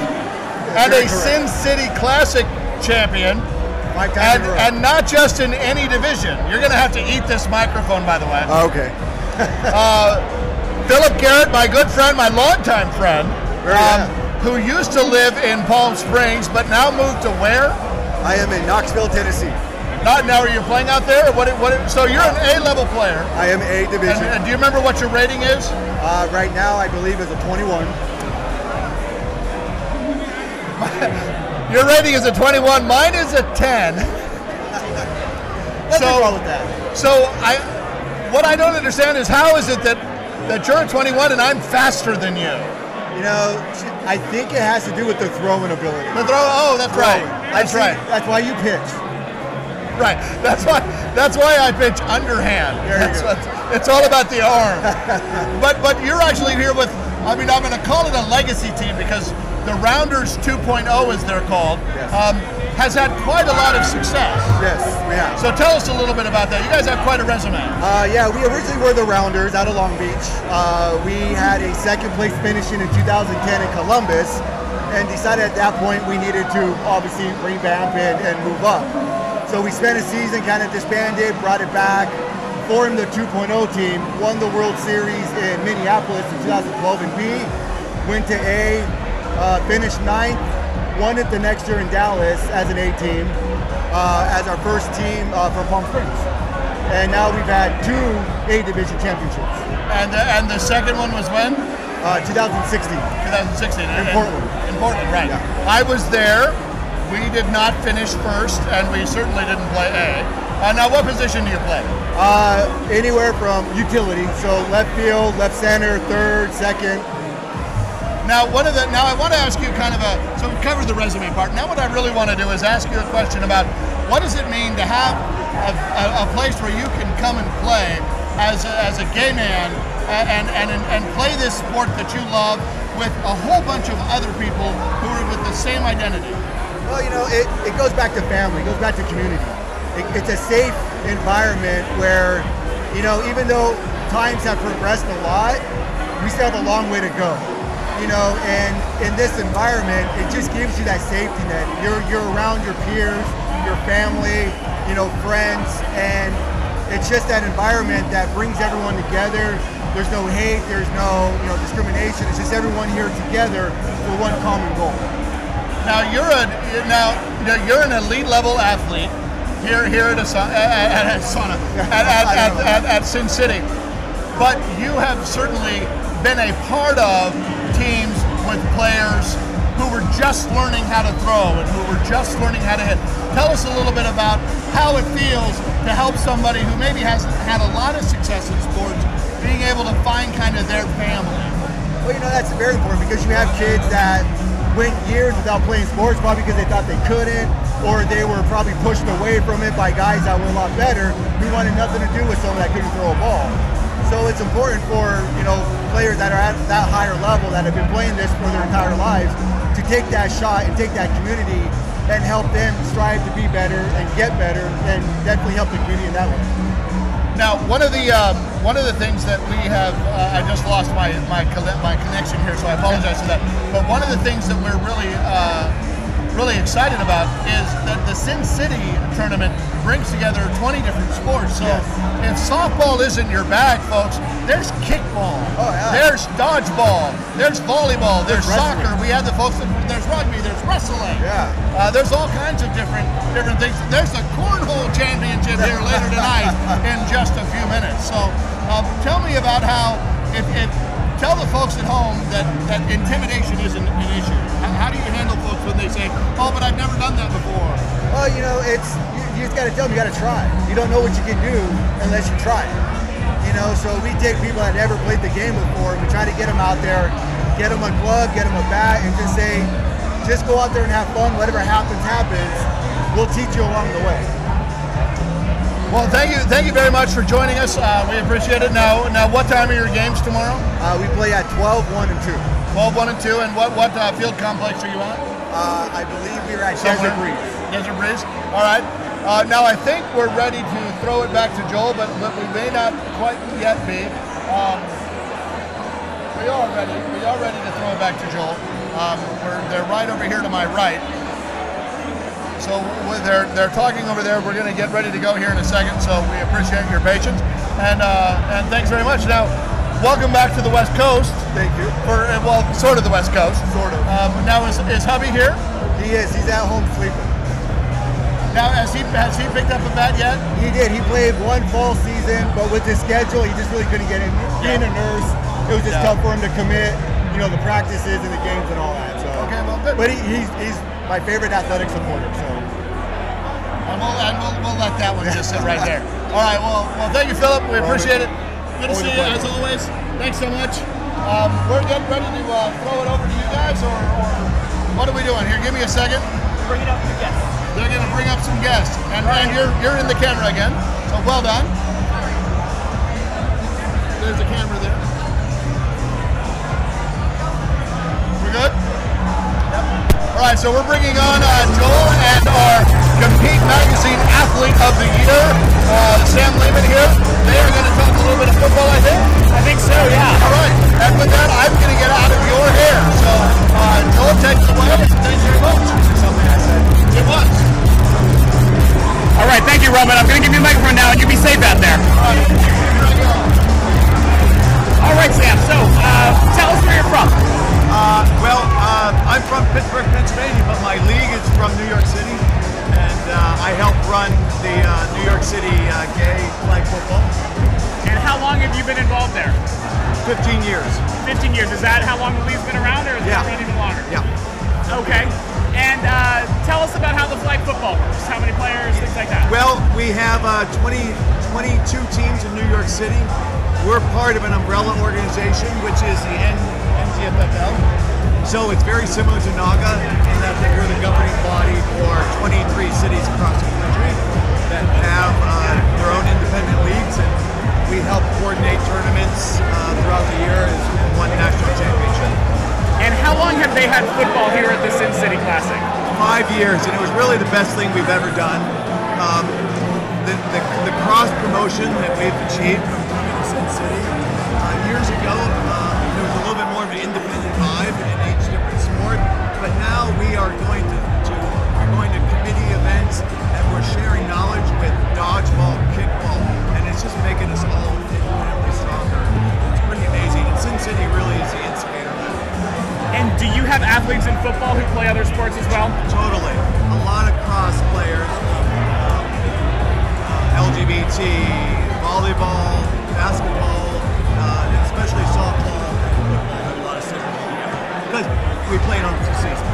Okay, so you play opposite seasons. I'm going to ask about that. In San Diego, we play the same season. I used to play both football and softball, and my softball coach hated me because they wanted practices on Saturdays, and we had to play on Saturdays. Is that really why you annoyed him now?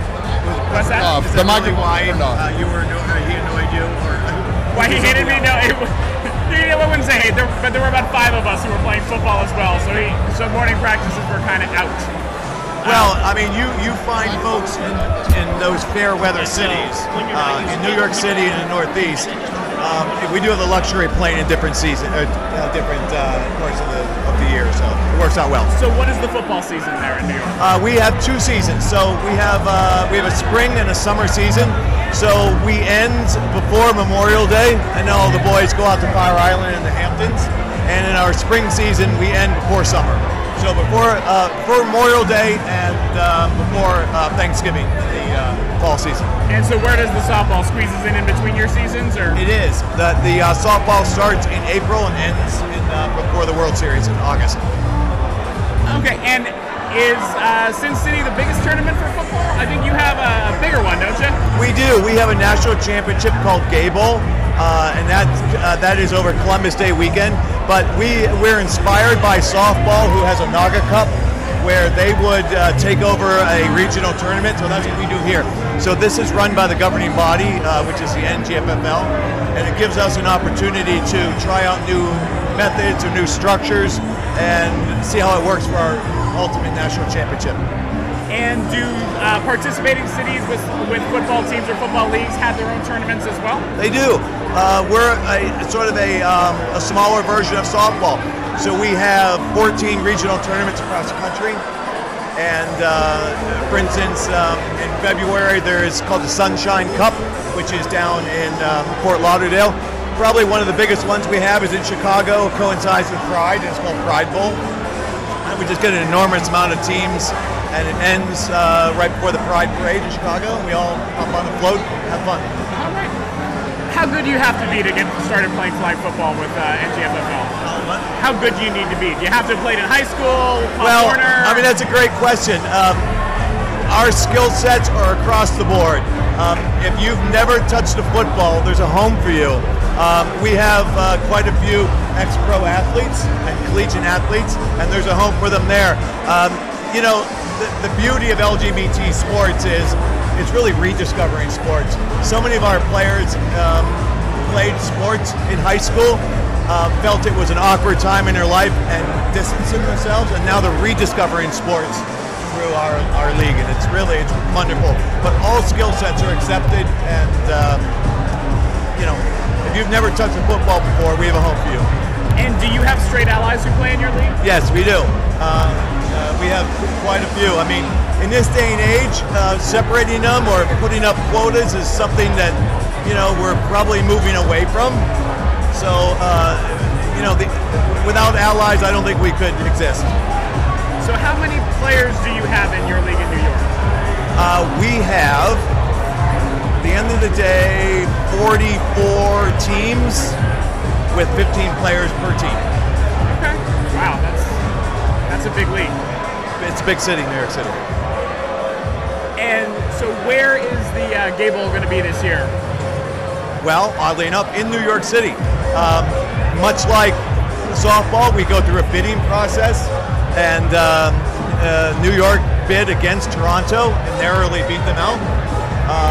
And then for 2020, we had Toronto, Honolulu, which is one of our member cities, and also Austin, Texas. We're all bidding for the right to host a 2020 National Championship, and Honolulu won. So we're taking all these wonderful folks and going out to Honolulu.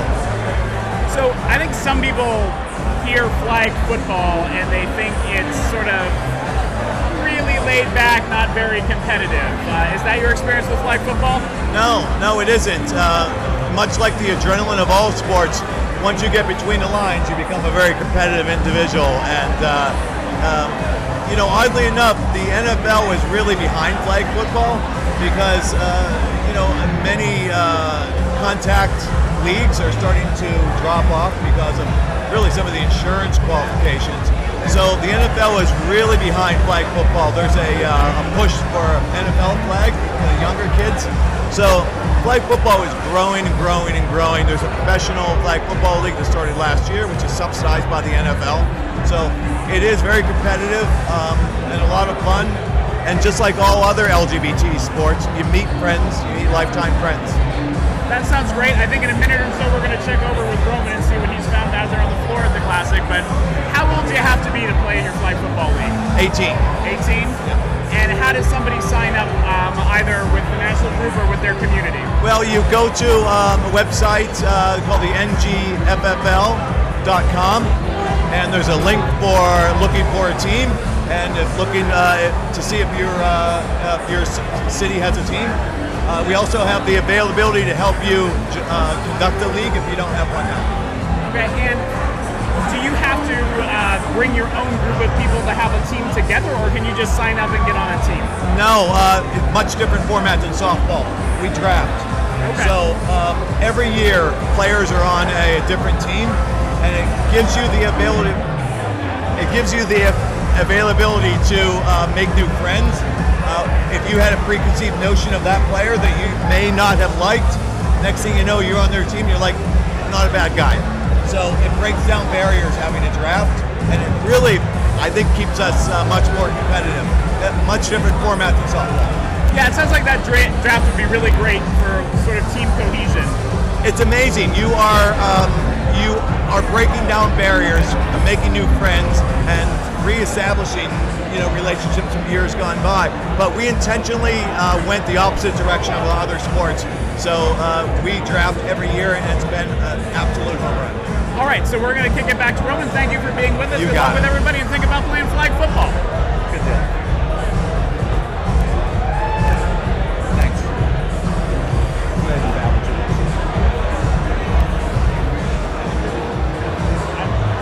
Okay, now we're live. Sorry about that. We are live here at the Sin City Classic. We are now in the rec area. This is a huge event. And with me are two. So tell me your names and where you guys are from. I'm James from Providence. Nick from Providence. And you guys are, what sports are you playing? What division are you in? And what positions are you playing? All right, so we're playing softball in the D division. I play shortstop and left center. I play left center and pitch. And you guys on the same team? We're on the same team, correct. Providence Cruisers. Providence Cruisers here in the D division. And we'll let you guys go around the other way. That's okay. They're very scared. They look very scared. Did you see that? I did. Poor things. Poor little things. All right, but right now we're not going to talk about softball or the D division. You guys are killing it here. I'm going to get out of the way at beer pong. This is what we do. We're representing Providence, you know what I mean? So we figured we'd come here to Las Vegas and just continue what we do. We just run it. So we're on a 3-0 run. And I mean, we're just here to have a good time. You guys so good at beer pong. Is it a Providence thing? It's a round thing. So that's what we do. So when you saw that there were giant, I'm going to get out of the way so you guys can see. When you saw that there were giant beer pongs here, did you say, oh my God, I'm hooking that up? I'm going to. Listen, it's all about big ball. You know what I mean? Out here, and this is what we do. We saw a little bit of competition, so we figured we'd just hit the scene and off and running. Because this weekend is all about competition, and they're going to run it well high. There we go. All right, good. Keep going. All right, good. Live. Who's the better player? I'd say Nick. I was going to say we're equal. It's all good. He's the player. I'm just here for looks. He probably beats me in that too. So you're really just the skill. Pretty much. Normal beer pong, I mean, I've heard, I don't know. In normal beer pong, when your opponent makes a ball in the cup, you have to then drink what's in the cup, right? But these are really big, so. Well, pretty much. Yeah, whether you get it in or not, we didn't drink. Yeah, and so how many of these have you guys had? 3. Maybe 2 o'clock, so I don't know what time it is, but yeah. All right. We're just here, it's Vegas, you know what I mean? So. Well, excellent. Now, when do you guys play here? Right after, so they're actually holding up for us, so we better throw it back, I think, here in a second. So any last words that you want to say to rep Providence and your beer pong supremacy?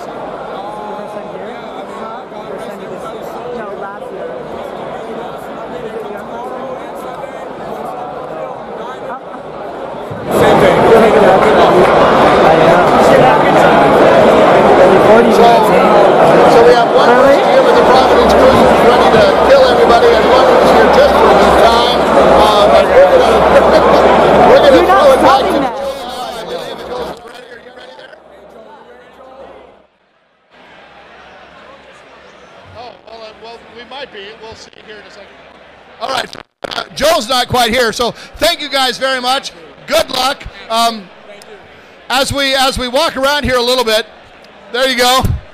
Take a look, Jake, if you can, get a picture of these giant tubs here. We've got these giant tubs, so you'll be able to see what they're doing here. Now, these are not filled with anything. Jake, our cameraman here, is showing you. So there's definitely some mad skills here. there are definitely some mad skills here. So now we have James and Nick coming up, so we'll see how they do. They were talking an awful lot of trash here, so we'll see if they can back it up. We'll see if they can back it up here. All right, right away. Oh, almost on the rebound. Almost, there we go. No. Well, I think I'm not going to make any money as a beer pong game caller. My beer pong play-by-play skills are not what maybe they should be. All right. All right. Throw it back to Joel now. They're telling me that he's ready to go, so we will throw it back to you. Joel, tell us who you're with. And we're back here at the stage, and I am here with Chuck, who is representing the Ultimate Frisbee League. Welcome, Chuck. Hi. Thank you for coming up. So tell us a little bit about Ultimate Frisbee. Ultimate's been around for quite a long time. All it takes is about 8 discs and 8 cones and a disc to play. Any field about the soccer field size, so it's not that bad. Super simple to play. You toss the disc to another person, they saw play basketball, toss it to another person, and it advances down the line until you're at the end zone. Like football.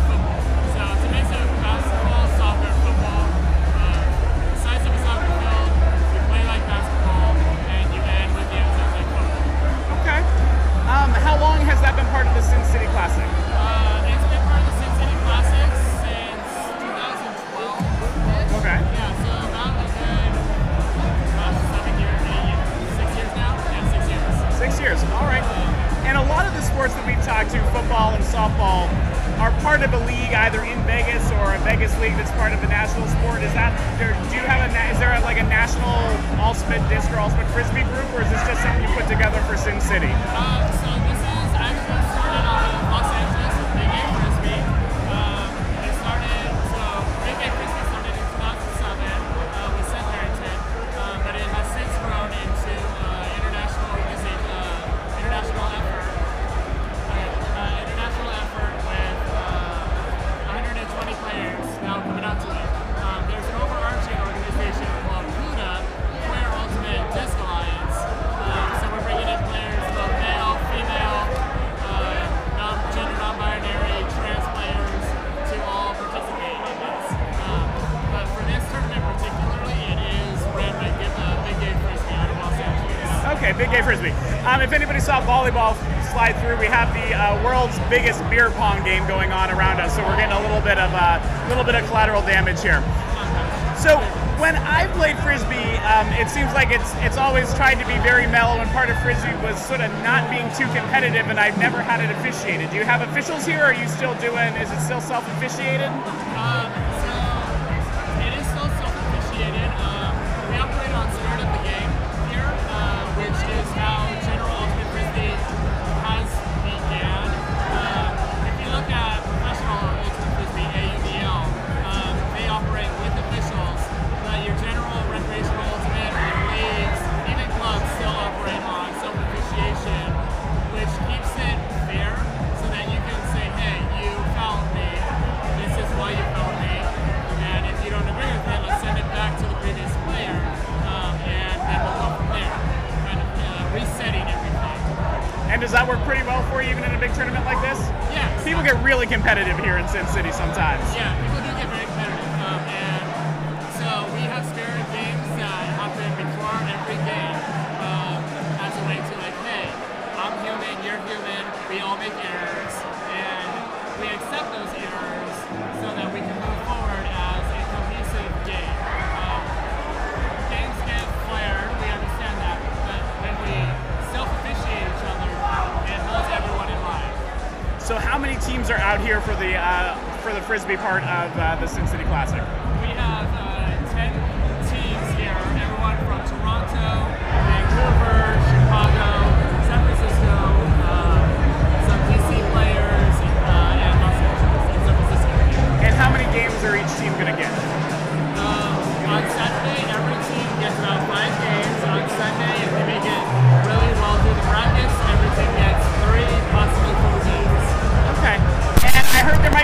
special going on after the tournament is done?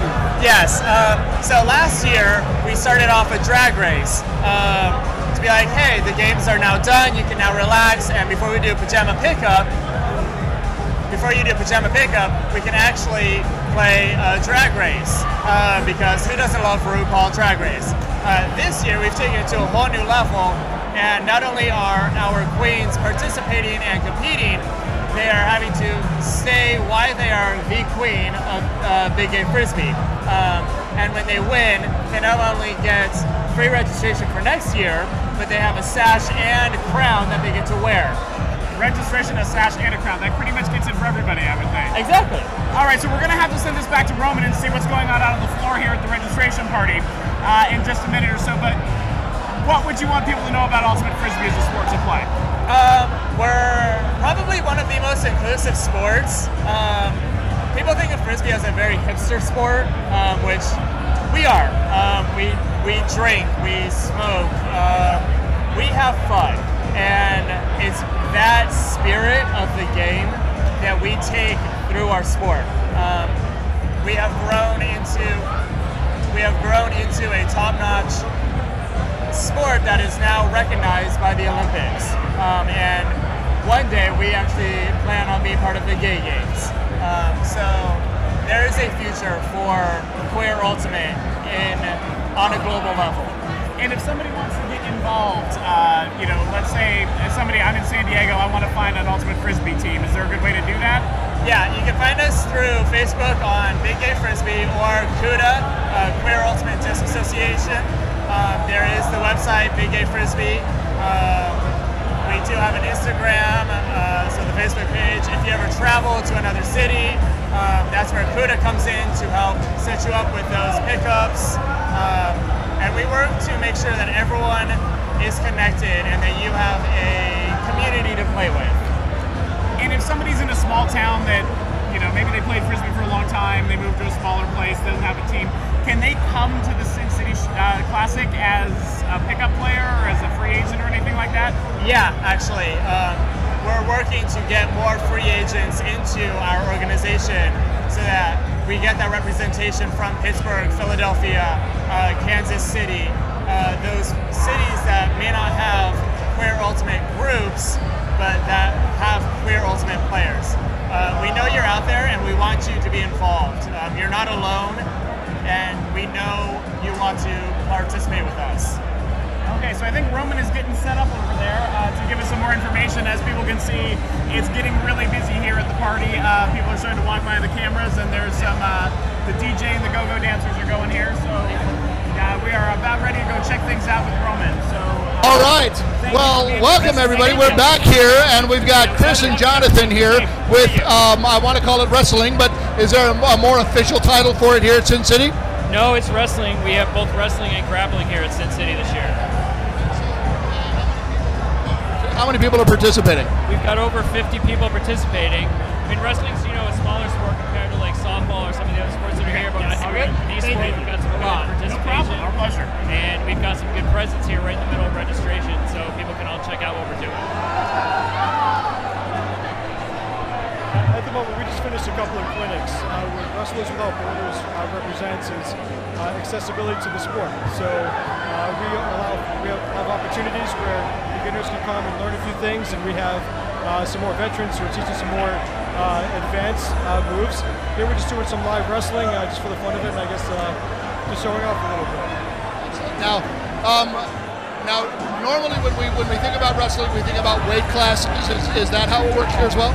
It's part of how it works. Here at Sin City, what we try to do is pair people by weight and by age and by experience level so that everybody has a good time, feels comfortable competing, and doesn't get hurt.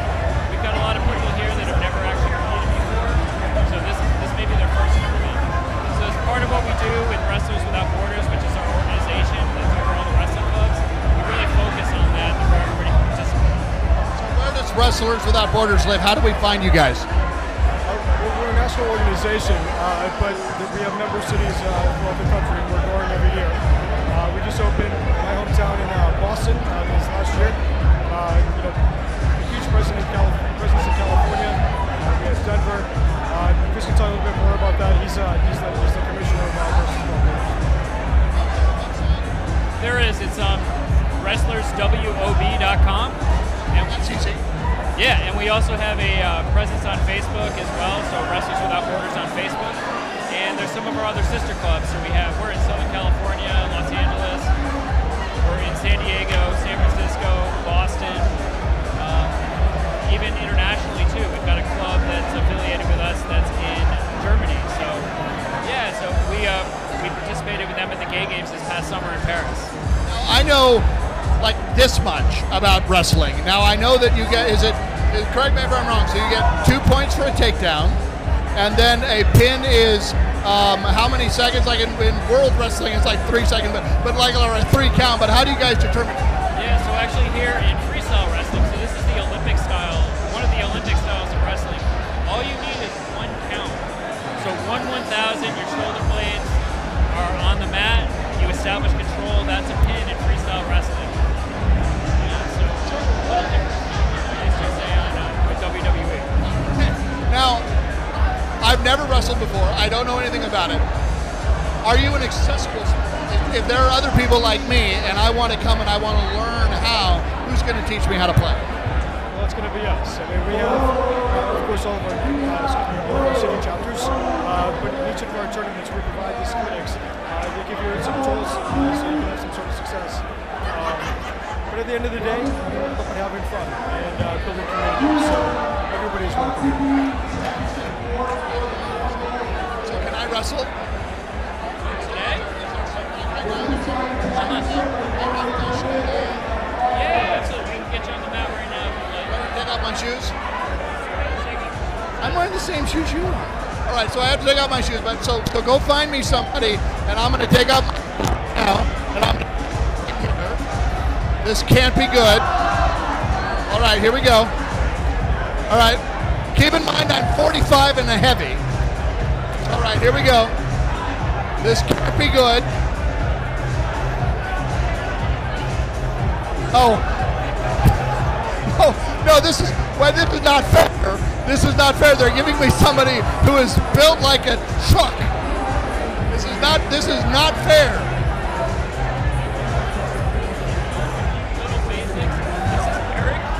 Eric's been wrestling since high school.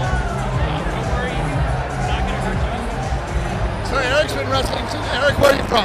Los Angeles. So Eric's from Los Angeles, has been wrestling since high school, and they're going to give him to me so you're going to hurt me apparently, right? Go.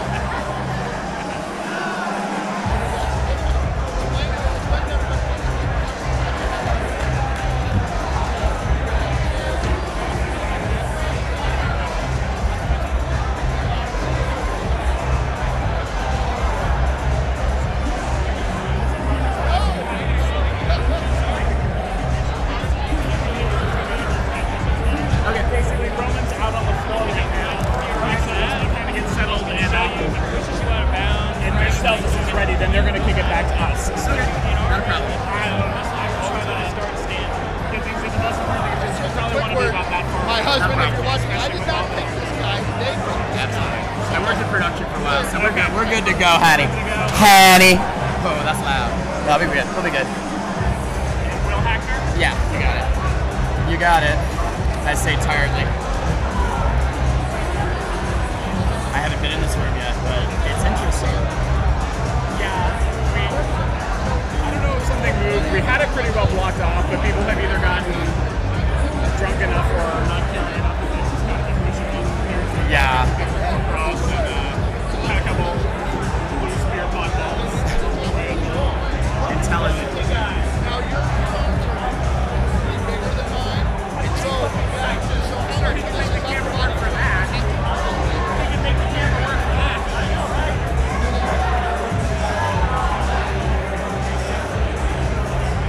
Okay.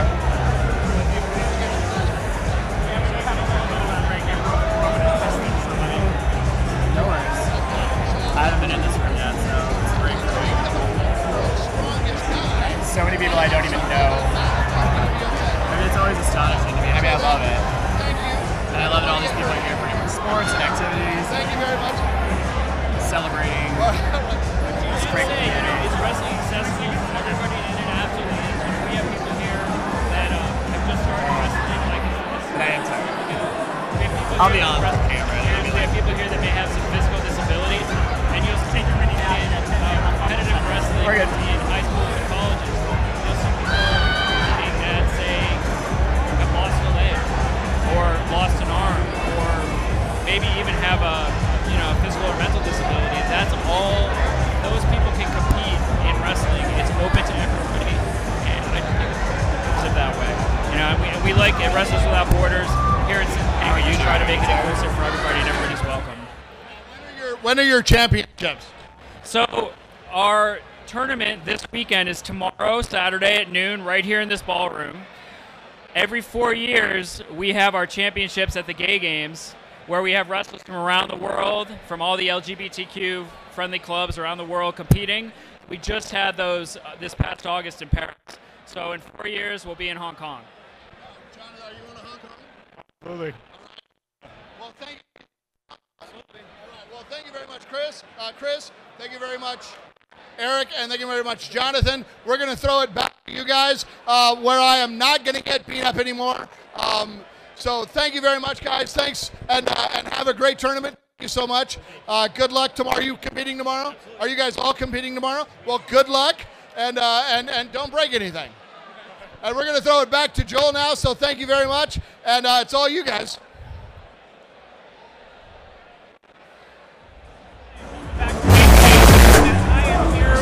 Will Hackner, who's going to talk to us about kickball here at the Sin City Classic. Fantastic. So, when did kickball get started here at the Classic? So I started kickball here 6 years ago. There had never been a national LGBT or queer kickball tournament that existed, and I, as the founder of Varsity Gay League, which is now a 12-year-old institution, I really felt it was important to represent ourselves on a larger national scale and sort of introduce this massive community of people to each other in a new and exciting way, and we partnered up with Sin City, and here we are 6 years later as the second largest sport and the largest queer kickball tournament in the world. So second largest sport, how many players is that here at the Classic? So this year we have 837. We're going to have over 1,000, and then teams register, and then things happen and they unmerge, or things fell apart a little bit, but originally we had 72 teams and roughly 1,000 players, but we're now down to 62 teams, 837. Super excited. And second is the softball, I'm assuming? Softball is number one. This is targeted as a softball tournament, so they got a leg up on us, but I think after 6 years we've made a lot of encroachment onto their domain. Now, are you from Vegas or LA or? So I'm originally from Los Angeles. So I started Varsity Gay League in Los Angeles 12 years ago as a way to socialize the LGBT community outside the bars in meaningful ways. We were the first socialized sports organization in America to do multiple sports, not specify in one, but really focus on building community through sports and programming. So started that in Los Angeles, and now we are in 13 cities around America and grow every year. It's crazy. Okay, so my vision of kickball is being on a playground in the back of my grade school with a red ball, but 10 inches and a weird rubber and there are little checks on it. Is this kickball as you're talking about it? So you're ready to play? Yeah, I'll tell you, the funniest thing about kickball, the number one thing that I hear people say is, oh, that's the game I played when I was in like 6th grade. It's always 6th grade. Like, I don't think I was playing kickball in 6th grade. Maybe I was. I don't know. But yes, this is the grade school game, and I think what makes kickball so open to a large community is that exact reason. You remember kickball. You have hopefully a fond recollection of it, but everybody remembers playing it. Everybody feels they can play it. It's not one of those sports where the barrier of entry is really difficult. Although it has reached a level now on a national platform, and an international platform as well, where you can be an incredible player. And it is a competitive sport with true athletes. But you can also be a recreational drunkard and come out, pick up that 10-inch ball, roll it to your mom as slow as possible, stumble your way to first base, and hope to God you get home. So it is open to all skill sets, all ages, all sizes. Hi, thanks for walking through the shot. What kind of field do you play on? So kickball is one of the most versatile sports. You can play pretty much anywhere. Well, you have to be versatile if you want to be successful in a relationship. We can play on grass. You can play on a dirt field. You can actually play on turf, asphalt, Asphalt is a little hard if you slide, but you can actually play on any kind. People slide in kickball? Absolutely. Okay, that's the new one. But I guess I always played on asphalt. Yeah, so the way to look at kickball is it is baseball with kicking. And then there are a few specialty rules. It's a little bit of dodgeball thrown in there. But generally speaking, it is just baseball with kicking. And people find it a lot easier to kick a ball than necessarily to bat a ball. So, kick it in the air, and gets caught, you're out. Correct. Old school rules, kick it, get caught, you're out. Baseball rules, tag up, run the bases, get home. I mean, there's some slight differences. You can throw the ball at people in kickball. That's the one I wondered about. Always. Yeah, okay, so that's the dodgeball component. That is a dodgeball component where, unlike baseball, I mean, if you throw a baseball at someone, that's not going to feel good. No, but they're not out. They are not out in baseball. They may be out of commission or a concussed person, but they're not out. Yeah, I had one off my elbow once, even in slow pitch softball. Oh, no. I mean, that doesn't feel good. What's great about a 10-inch ball is that they don't hurt necessarily. They can. If you can whip it, you can hurt. But usually if someone gets hit in the face, they're not going to be concussed. They might just be like, I got stung a little bit. But outside of that, they're fine. Do you have kickball referees or umpires? Absolutely. In kickball, in all of my leagues as well as tournaments, we have two umps. We have a home plate ump that sort of manages the strikes, balls, and sort of is the head official. And then we have a first base ump to help navigate close plays at 1 and 2, and also have a second pair of eyes on the field. So we absolutely have umps, we have ump jerseys. We are all about keeping it as authentic to recreational sports and to professional sports as possible. Is there a fence? Can you kick a home run? So what's great about kickball is that if there were fields, so a lot of kickball fields play on little leagues. But little league fields are traditionally about 180 to 200 feet, and it's very difficult to kick a ball. The most I've ever seen a kickball kicked is about 187 feet, which is pretty far. Sorry, we're filming here. We're filming, Jay. She's good. Which is pretty far to shoot. But yes, there are home runs. Usually it's when a ball goes far over someone's head and goes into the outfield and it's wild. In our leagues, if you get a home run, you actually get a shot. So we are proud to give shots away. If you get a grand slam home run, you get a pitcher of beer and you get 4 shots for all you guys who are at that in. So we try to incentivize people to swing away, but it's, it's a 10-inch ball, 4 people in the outfield. It's easier to catch than a baseball. It's hard to get a home run. But yes, they do happen.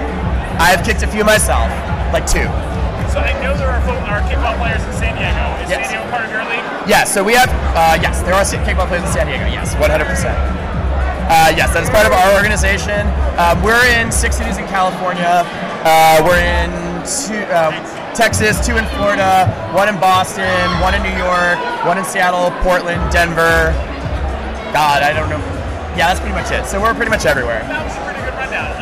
Thanks. We're probably going to send this over to Roman, who was out there roaming on the field. I hope he's having fun. But if somebody is in a city where there is kickball, is there a common website they can go to try to check out how could I play kickball in my city? Actually, yes. So I'm one of the founders of Gay Kickball USA, or GKUSA.org. We're a 501c3 nonprofit organization, and we partner up with all the national kickball organizations to be a resource guide for both rules as well as a location of all leagues that are in their local cities. So you can just go to GKUSA.org, and you can find any player, any city that is partnered with us around America, or you can always go to VarsityGayLeague.com, which is my organization, and see all the cities that we play in. And if somebody wanted to come to Sin City, but they don't have a kickball league or a kickball team in their area, can they come and just be a free agent? A lot of the different sports seem to do that here. Yeah, so we actually don't do free agents for kickball anymore because most teams come manufactured from their different cities because they want to compete.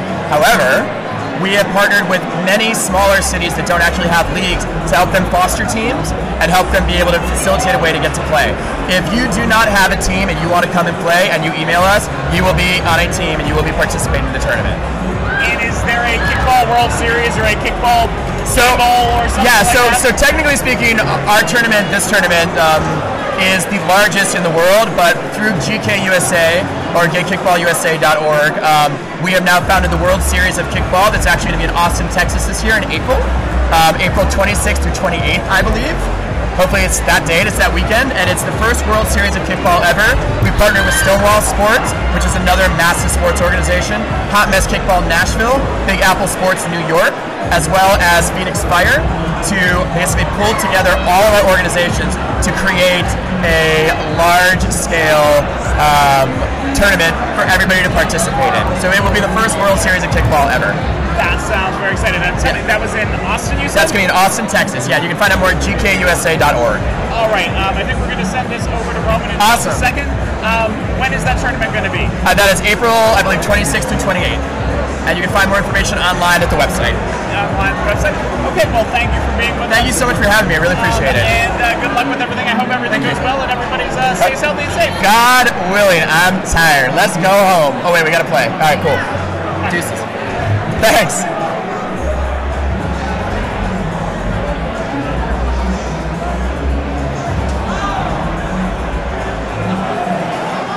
We ready? We ready? I think we're still maybe waiting for Roman here. I don't know. I love being on camera. Let's just go. I'm going to find some tape. Yeah, you need to find some tape. I need to find some tape. Some police tape here. Try to break this up. Yeah, I do enjoy watching the people coming in and crowding in. Here at Sin City. So please introduce everybody. This one you might already know. So introduce yourselves and let everybody know where you guys are from. Okay. I'm Anyanka. I'm from Las Vegas, here locally. My name is Garrett. I am from Las Vegas as well, and we're so excited to be here at the Sin City Classic as the 20th sport joining the festival. Now, you guys are esports, so we're talking video games, but we're not talking video games that I grew up with like Pac-Man. We are really. So tell me. So let's talk about the next what we're talking about today. What are the games? Well, first tell me how many. This is your first year, so how many players do you have? Right now we're sitting at about 15. We have some spectators though, so people are really getting excited. They're coming to cheer on some of the players, and a lot of people are coming just to try out the virtual reality element. We have Oculus Rift that'll be there tomorrow at the Rio during the competition, and we are still registrations are open. So if you want to compete, feel free. Starts tomorrow at 12 at gamersleague.com to register. Yep. And the games that we're playing tomorrow, we're going to do Fortnite. We're also going to play Smash Brothers that just came out. And then we're also going to do one you might know. So Nolan Bushnell, who invented Atari, his first game on Atari was called Pong. And now he has a virtual reality company, and the first game is Ping. So you get in the headset and you become the thing that moves around. Yeah, very easy to learn, very easy to do. Anyone can play, all ages, and it's a lot of fun. So we're doing that one as well. So I'm showing my street cred here that I knew it was called a paddle. So now I'm guessing that this is not how you normally would present yourself out in. This is you just walk around. Yeah, do you? Yeah. So go to the school, pick up the kids. Yeah. I pick up the kids from school like this. So I'm one of the local AYMERS. And so when I found out that this was going to be coming, I was like, I'm in. I want to help host. So I'm going to be there hosting the event, helping people about the event while it's going on. We're so glad to have Anyanka as a part of our team. Amazing cosplay, gamer queen, and has a huge following and just is such a big support to the community. Performs great and always wearing these crazy costumes, dressing up like the characters from the games. Now, when we hear perform, what kind of performances are we talking about? Well, I do performances related to the looks. So like Borderlands, I'll do a song that's like related to kind of somehow fits. Like I do Catwoman. That's not a video game, but Catwoman, I do RuPaul's Kitty Girl. Oh, wow. So, like I find a song that fits the character. So what kind of whatever embodying, that's the song that you kind of go with to bring that up. Yeah, I did a Peach number with a Mario and Luigi that ended up making out at the end. Yeah. Wow. They were dancing green jock strap. And where do we find that? It's online if you want to see it on the Facebook. Yeah, Facebook on Anyanka Vergon. You can see the amazing Mario and Luigi action. All right. Now, where are you guys playing tomorrow? Tomorrow we're going to be at the Rio Hotel, and we'll be at the Wall Gaming Lounge. Sits on the casino floor. Registration and check-in is from 12 to 1, and we'll be there until 8 o'clock. It's a lot.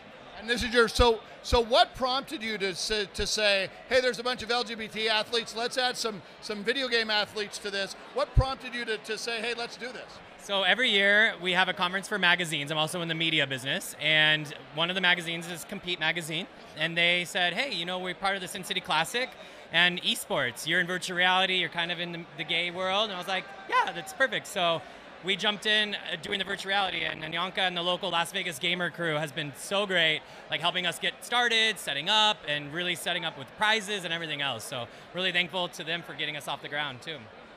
So now what video games do you play? What's your favorite video game? Well, I love Overwatch. That's probably one of my favorites because it's got a lot of LGBT representation in it, so that's a great one. And I love Smash Brothers. Tomorrow I'll be Peach. And I also play World of Warcraft. That's one that's also competitively played. So esports is growing and growing and growing. Now World of Warcraft was something that I used to play when it was a PC game exclusively. But then it kind of created this online sort of P2P, and that was just blew my mind. It's amazing. Yeah, so Warcraft, the original strategy games, then evolved into the online one. Yeah.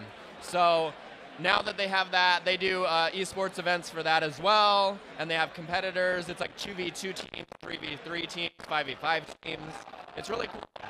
Now, one of the things that you just said a minute ago, and you can both speak to this, that some folks who are watching may have been surprised to hear, is that there's some strong LGBT messaging that comes through. Now, when we think about video games of 10 years ago, we think of the really busty women and the really short, you know, like the Lara Crofts, and we see and there's not a lot, with the exception of Lara Croft, there's not a lot of up here in those characters as drawn, but that's different now. That landscape is changing a little bit. Talk about that. Yeah, they're changing the way video games are presented. There's, you know, every color of the queer rainbow is in video games now, and Overwatch, like I said, is one of the biggest proprietors of that. They have, I think, like way past even 5 LGBT represented characters. So as we move into the virtual reality space and people have avatars, they're actually able to maybe pick a character or design a character that fits better to their identity. So we're seeing a lot of people actually living virtually their true selves in VR. So today we're working with Oculus Rifts. Our sponsor is the VR Arcade. So they're going to be bringing VR to the thing as well if anybody wants to come and just check it out. And that's at the Rio. Tomorrow. Now, when people think of video games, they might have this antiquated notion, like I was saying earlier. We're going to have some folks walk in, that's fine. But when we talk about, I grew up playing Pac-Man, and still one of the things that I do every night before I go to bed, almost every night, is I get just like an hour of me time alone, and I'm in front of, and depending on what sports season it is, I'm either playing Madden or I'm playing my MLB, and I'm a 45-year-old guy because I grew up with this. Now, do you see a lot of the different ages represented within the gamer community? And that's one of the great things about esports is no matter your shape, age, anything that you identify with, you can play esports at the same level as other people. So that's great, like equalizers of esports. Accessible. The only cost to entry really is the console in the game and stuff like that, right? Yeah, exactly. And as we move into VR, of course, you do need to be a little more physical for some things. You have to be able to move your body and stuff. So it's attracting a little bit different of an audience than the traditional PC games. And we're excited for that because a lot of people here have expressed interest in both. A lot of them mimic real sports.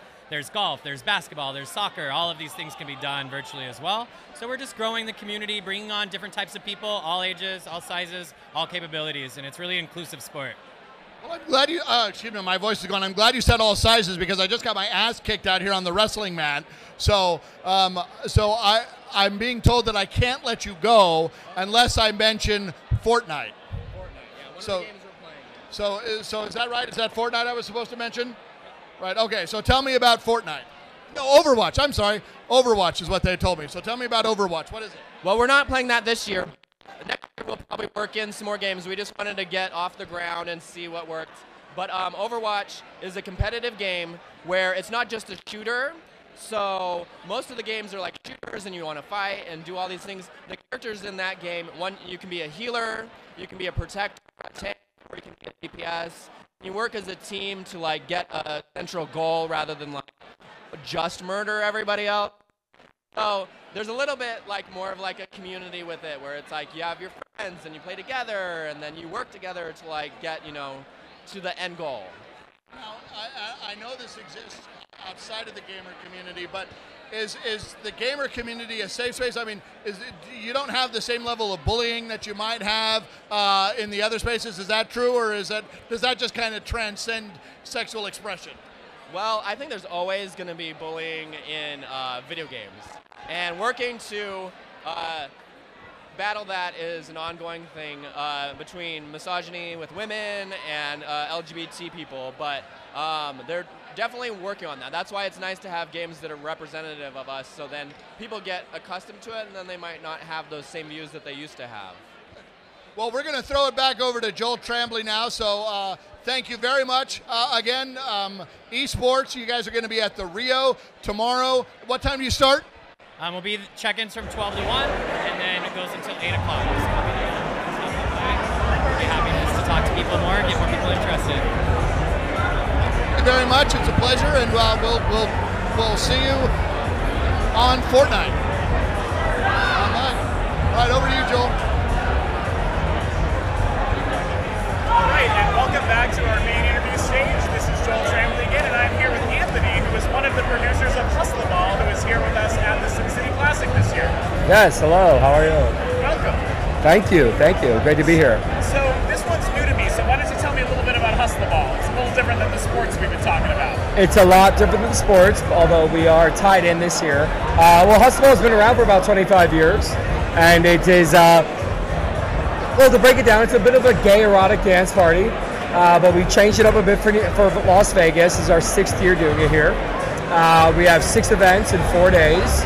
And we're here today working with Sin City. Every ticket we sell today is going back to Sin City as a little bit of a charity event. And we're giving a great discount rate for our main event. So we're promoting our main event, which is primarily a dance party. But we're known for bringing in porn stars and bringing in international DJs and making it just a really great, fun, welcoming environment for everyone. Really. So where and when is that main event? Well, the main event is at the Space, Las Vegas. It's at 3460 Cavalry Court. Every Uber can get there. But it's basically a big black box that usually does a lot of like charity functions. And we recreate it as a giant nightclub for the night. We have 4 different areas for the night. And so every area will have its own separate DJ and... Well, no. It's we will have different sounds for each area, but the main DJ will be our main focus. But every area will have a different vibe. Okay. Yeah. And you said that was the main party. Are there other parties going on this weekend? Of course, yeah. Our main event is on Sunday, but there are 6 events all weekend. So tonight is actually our first event. After this party, we're doing our first party, which is the opening party for Sin City. So it's the opening party plus KVN plus Hustle Ball. We're all doing our opening party for the same party. And where's that one going to be tonight? That's going to be at Vanity Nightclub at the Hard Rock Hotel. Okay, at the Hard Rock Hotel. I think we've already talked to a few people out on the street who are planning on heading on over. Yeah, it's going to be amazing. DJ Pacifico is going to be playing. All the porn stars are going to be there, tied in with KVN. And we're just there bringing all our people there too. Now, there have been parties around the Sin City Classic for a while, but it sounds like this year is a little bit different. You're a little more attached to the tournament itself. Yeah, we've been here for, like I said, like it's our 6th year. So the first 5 years, we've always been the same weekend as Sin City, and we've known Sin City. We've always had a great relationship with them. We love the gay athletes, and we've always quasi promoted to them, like offhandedly. But with new ownership, new management, or new control, we found an opening, and they're amazing people who invited us to dinner. We went out and we chatted, and they said, no, definitely come, be part of us, invite our guys. And we said, well, you know, you are pretty much more charitable than anything, so how about we give you money for every ticket we sell? So that's what we're doing tonight. That's really great. I think that's going to help the Classic a lot. Is this something that your organization just puts together for Vegas, or do you do this in other places, these kind of party weekends? Yeah, no. Hustle Ball has been around like about 26 years or so, and we started in the mid-90s in New York, and it's been in many cities over the years. But right now we're active in New York, we're in Berlin, we're in Tel Aviv, Israel, we're in San Francisco, and we're here in Las Vegas. We're actually bringing back New York this year. After about a 4-year hiatus, we're doing World Pride as one of the official events of World Pride New York. So 2.5 million people are expected to add to the largest Pride in the world already, New York. So it's going to be an epic weekend. It's going to be absolutely amazing. So I'm counting up in my head here, trying to do the calendar math, and as you said, I think 6 parties in 4 days. Yes. If there's a party Friday, Saturday, Sunday, Monday, that still would leave 2 parties to account for. Yes. So we have Friday night tonight. We have 2 events. Okay. Saturday we have 2 events. We have a VIP suite party at the Hard Rock. This VIP sold out a while ago, but very limited space. But it's at the Real World Suite at the Hard Rock, presented by Naked Sword. And then right after that, we're doing our XXX party, which is very, very popular. But that's a traditional hustle ball that people know of. So that's not sure how much I can say on the radio, but we have over 30 porn stars, and they will be doing what they're paid to do. So those extra parties aren't afternoon tea dances; they're after the evening parties. Yes. Most of our parties are at night, yes. And then our main event is actually the same night as the main event for Sin City. Okay. But our party usually starts a bit later and goes into the wee hours of the night. So we're doing it, and obviously we're here by invite, so we're not taking away, we're adding to. Okay. And, I mean, it sounds like a lot of the parties are sort of gay-focused. Will our allies or lesbian friends have a good time as well? Absolutely. The only party is our XXX party is men only. Okay. And clothing optional. But every other party, we definitely, and we are a wide demographic. So we allow everyone in. We have no hates, biases, and in 6 years, I've never had to kick anyone out except for people who made other people feel uncomfortable. Those are the only people not invited to our party. Okay. Well, I think we're going to be finding Roman out on the floor in a few minutes here, but tell us about the DJs who are going to be here. We have a great DJ lineup. For tonight, I'm sorry, I just hit the microphone. Tonight, we have DJ Pacifico doing the opening party for GayVN and Sin City. We're going to do DJ Aaron Elvis for the XXX party. And then for the main event, we're doing DJ Dawson from New York, who's introducing Pagano, who's a world-famous DJ from the United Kingdom, initially from Sicily. But he's just beyond amazing. I mean, words can't describe Pagano. He's amazing. All right, well, I think we're going to be heading over to Roman right about now. But thank you for being with us, Anthony. And people, we're here for the athletes as well as for some of the folks at home. So everybody could check out hustleball.com and find out what's going on in their area, correct? Yes, go to hustleball.com. Tickets are still available for weekend passes and the main event. Thank you so much. It's been amazing to be here. Thank you so much. Thank you, Anthony. And we're going to you, Robin. I cursed at the last second. What happened there? Well, welcome back, everybody. I'm with Jareen here, Jareen Lee from the Sports Diversity Jubilee in Richmond, Virginia. Did I get all that right? Yes, you did. All right, so tell me, what is this? This is the first time ever. Yes, so this is an inaugural event between Richmond Region Tourism and Compete Sports Diversity. The event dates are May 17th through the 19th in Richmond, Virginia. So what is it? What is the Sports Diversity Jubilee? So it's a LGBTQ sports competition. So what are the sports? So we have dodgeball, we have softball, we're going to do kickball, soccer, and perhaps some bowling. Wow, okay, that's a lot. And so what prompted the city of Richmond, you said as part of your tourism dollars is the tourism, what did you call it? I forget already. Sports tourism, LGBTQ sports tourism. So what prompted you guys to decide, hey, let's throw on this big tournament? So recently, Richmond just trying to become more LGBTQ friendly for travelers and sports teams all over. And we partner with Compete Sports Diversity and figured why not bring a sports tournament to Richmond. And how many folks, I mean, do you have any idea yet of how many folks are coming or what you expect? We are hoping for anywhere between 300 and 500 for the first year, so we'll see. And how do people find you? Where do you live online? So the website's going to go live February 1st, and I believe it's going to be sportsdiversityjubilee.com. So sportsdiversityjubilee.com. And so just to be clear, this is a concerted effort on the part of the city of Richmond to make itself more LGBT friendly, more inclusive. And kind of what's the driver behind that? Just what you said. We want to be more inclusive, more friendly, more welcoming.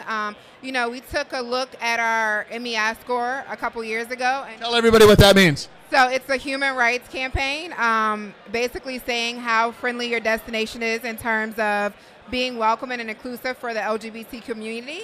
And we found out that we were not that friendly, even though we were making efforts through our Rainbow Over Richmond campaign and the Out RVA campaign and brand. And so then we started doing things like partnering with the folks at Compete Sports Diversity and Connect Sports Diversity, and our MEI score rose to a 94. So we're really excited about that. Now, do you remember what it was before? It was in the 40s. So that's quite a huge jump, and over what period of time? Last it was in the 40s was 2017. Wow, so I mean, in the last 24 months or 18 months, really, you guys have jumped that high. So the message here is that if you see that you can do better, and you make an effort to do better, you'll do better. Right, and that's why we're hosting this inaugural event, because we want people to know that we're not only friendly and welcoming to the travelers, but to sports as well. So we're excited.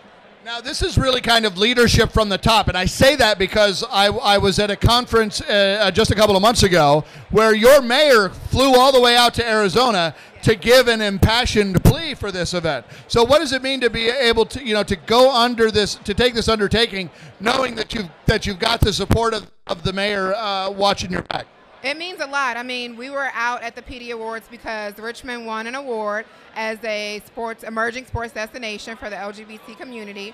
And our mayor actually wanted to come out with us. He wanted to address the crowd, give a speech, and say how we are one Richmond. That is the message that he wanted to get across. We're one Richmond. And how many people are involved in this effort to bring this event to Richmond? So it's not only Richmond Region Tourism and the City of Richmond, it's Henrico County Parks and Recreation, where most of the sports will be played. It's Virginia Tourism Corporation, which has the slogan, Virginia is for lovers, all lovers. It's Virginia Pride. And that's kind of the major key players right now. And there's more people emailing and calling me every week saying, how can we get involved? How can we help? How can we push out the message and get more people excited about the event? So give everybody the website one more time and the dates. sportsdiversityjubilee.com, May 17th through the 19th in Richmond, Virginia. And when does the website go live? February 1st.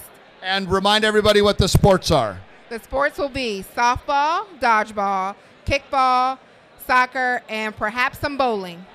And when you say that the motto of the state of Virginia is that Virginia is for lovers, we probably know what that means, but can you give a little bit of historical context as to why that might be? We'll pass that question by. Well, because we all know that Loving versus Virginia was a big case, and we'll talk about that offline later. So, sportsdiversityjubilee.com in May, late May, but not quite Memorial Day, but the right before, right? And anything else that you want to throw out there? Also, during Sports Diversity Jubilee, we're going to have the annual Dominion River Rock presented by the Sports Backers. And so that's a pretty big event that happens right on the James River. So it really highlights one of our best features of our destination, which is the James River. So not only will they be able to compete in some awesome sports and come to Richmond, but they'll be able to enjoy that event as well. And what is the weather like in Virginia at that time of year? Oh, it's beautiful. It's gorgeous. It's sunny. It's 70 and 80 degrees. It gets no better. Well, Jareen, thank you very much. We're going to throw it back over to Joel Tremblay now, who is standing by with some folks from Dodgeball, I understand. So thank you very much. Thanks for coming on. Joel, over to you now. All right, thank you, Roman. And again, I'm Joel, and we're back here at the main interview stage, and I am being joined by Jake Mason, who is representing the dodgeball sport here at the Sin City Classic. Hi, Jake. Hey, how you doing? Good, thanks. So why don't you tell us a little bit about dodgeball? So dodgeball, we are here for Sin City Classic with WeHo Dodgeball, and WeHo Dodgeball is one of the biggest dodgeball leagues in the country.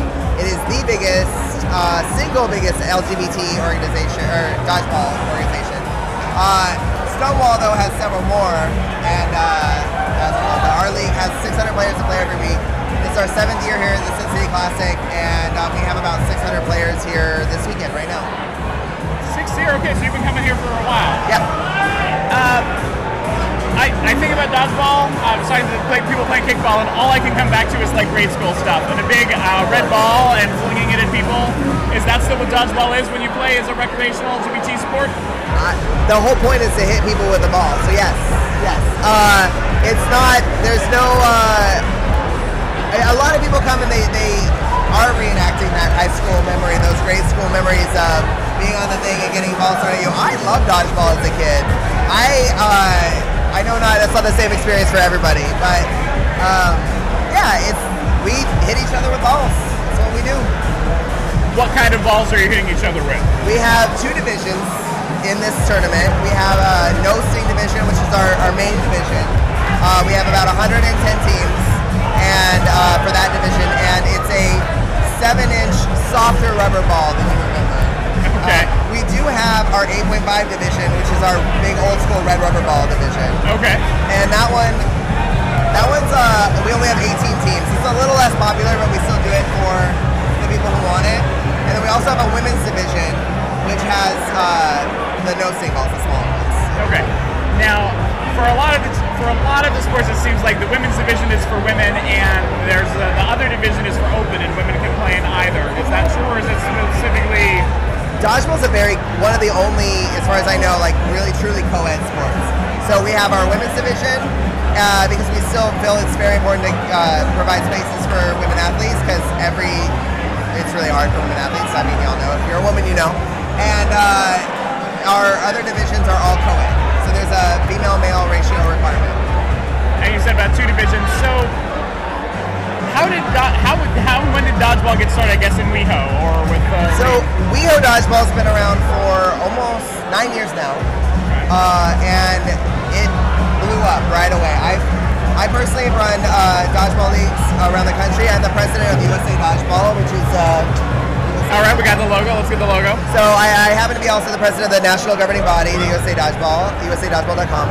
And so I was running leagues, but I started one in West Hollywood, and people were like, well, do the gays want to play? And I was like, trust me. And it blew up. We had, we sell out very quickly, knocking on wood. We have 600 players roughly that play every week, and we're 9 years strong and growing. Yeah. And you said you're head of the national organization. Yes. And that is LGBT, or that is all dodgeball? LGBT. It's all dodgeball. It's all dodgeball. So I'm the president of USA Dodgeball, and I'm also on the board for the World Dodgeball Federation. So I don't do anything but play dodgeball. The WDF or WDBF, yes. WDBF. Okay. I didn't realize when they formed it that dodgeball was one word, so I have issues with that acronym.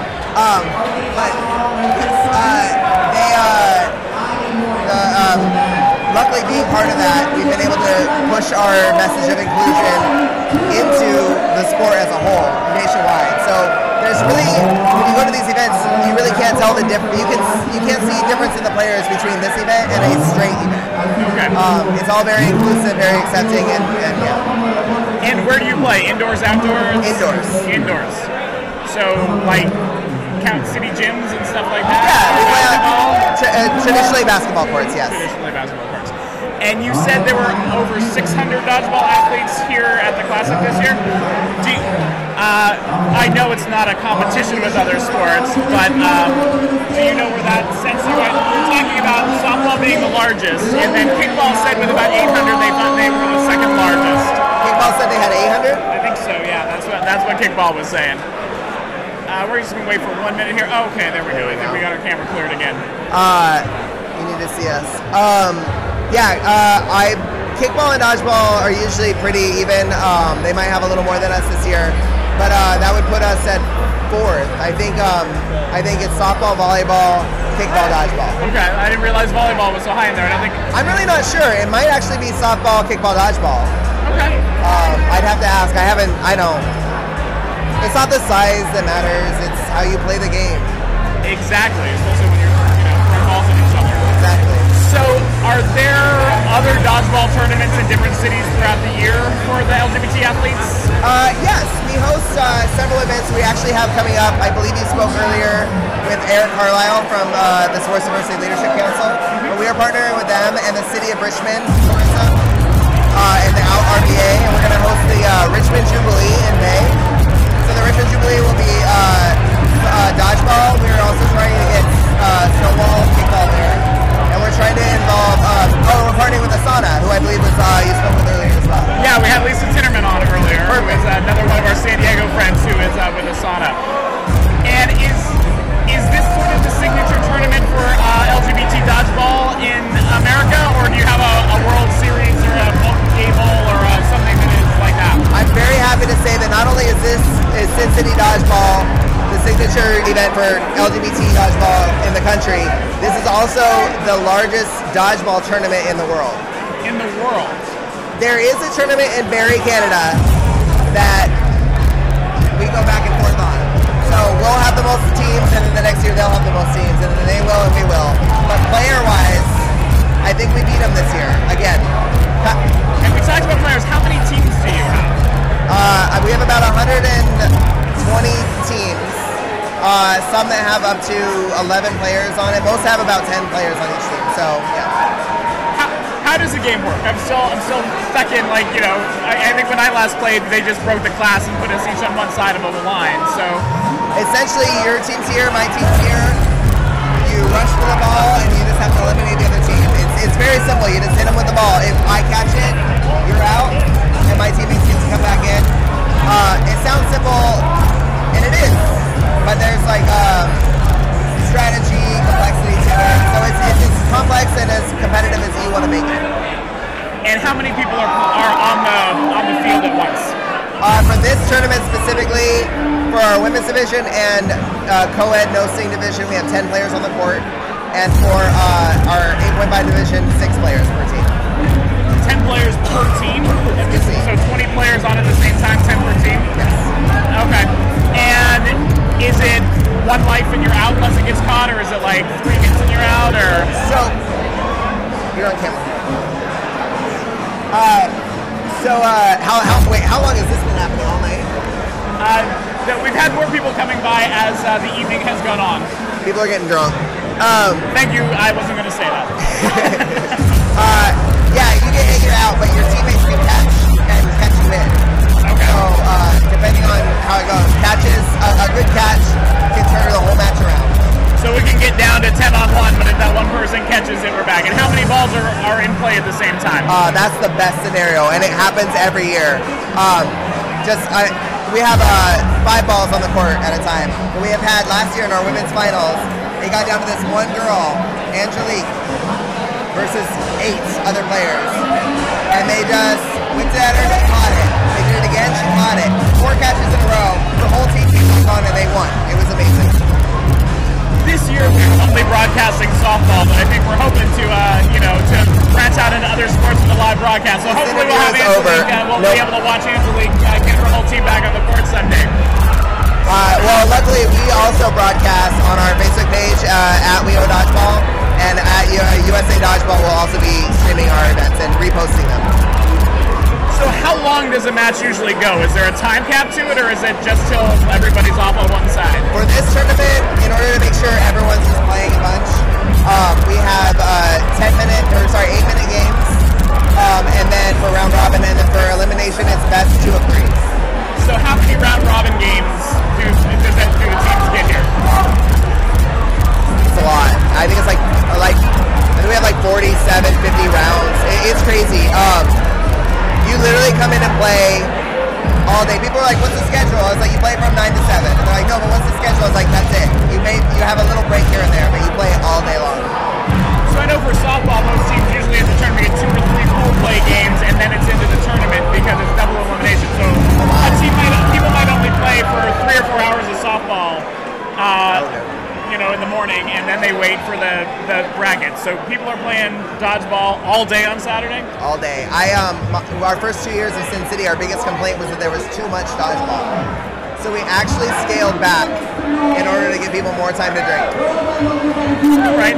And then once you're sort of into a tournament mode, I assume, is it single elimination or double elimination? Double elimination. Double elimination. So Saturdays are round robin, and then on Sunday we have our double elimination.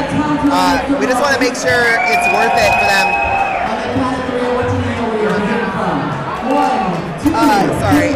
I just want to make sure it's worth it for them to come back on Sunday, because sometimes teams come in hungover at this event especially, and they literally are like, we just want to be done. We don't care if we win. Ironically, a lot of those teams still end up making it very far, and they're just like, oh, we want to lose. I think we hear that in all the sports in Sin City. Sin City, yeah. We either want to lose to go out on Saturday or Sunday, or we don't want to we want to win Saturday, so we don't have too early a game on Sunday morning. Yep, that's pretty typical of us as well. So, in terms of other cities, how many cities have a dodgeball, LGBT dodgeball league? As far as the major LGBT leagues, we have, as all members of USA Dodgeball, there's WeHo Dodgeball in West Hollywood. I think Varsity Gay League now has one in San Francisco. They're not under our umbrella, but we do work closely with them. Big Apple Dodgeball in New York, they're under our umbrella. And Stonewall has, I believe, 8 to 11 dodgeball leagues around the country that are also under the USA Dodgeball umbrella. And can you form a team in a city that doesn't have a league yet? I mean, our teams are from all over. For here, we have teams from Denmark, Australia, Canada. For this event, you can form teams for tournaments from wherever. Those are specific leagues with like multiple teams inside them. Yeah. Okay, I think we're going to kick it back to Roman, who was on the floor not too far from us at this point in just a minute or two. But can you give us those websites you were talking about for getting involved with dodgeball? So if you're in the Los Angeles area, or just follow us for fun stuff at wehododgeball.com, WEHO dodgeball.com, and then also USAdodgeball.com. You can find a league near you or contact us, and we will hook you up. All right, well, thank you. We're going to kick this over to Roman. Again, this is Jake Mason, and he's been representing the Dodgeball League here at the Sin City Classic, and we're looking forward to some awesome competition. Thanks for being here, Jake. All right, well, thanks, everybody. Thank you, Joel. Thank you, Jake. We are back here on the main floor now here at the Sin City Classic registration party. There's a bit of a show going on right now, so what we're going to do is we're going to just kind of let you enjoy the sights and sounds of the show. We'll come back with some more interviews here in a few minutes, but in the meantime, enjoy the floor show.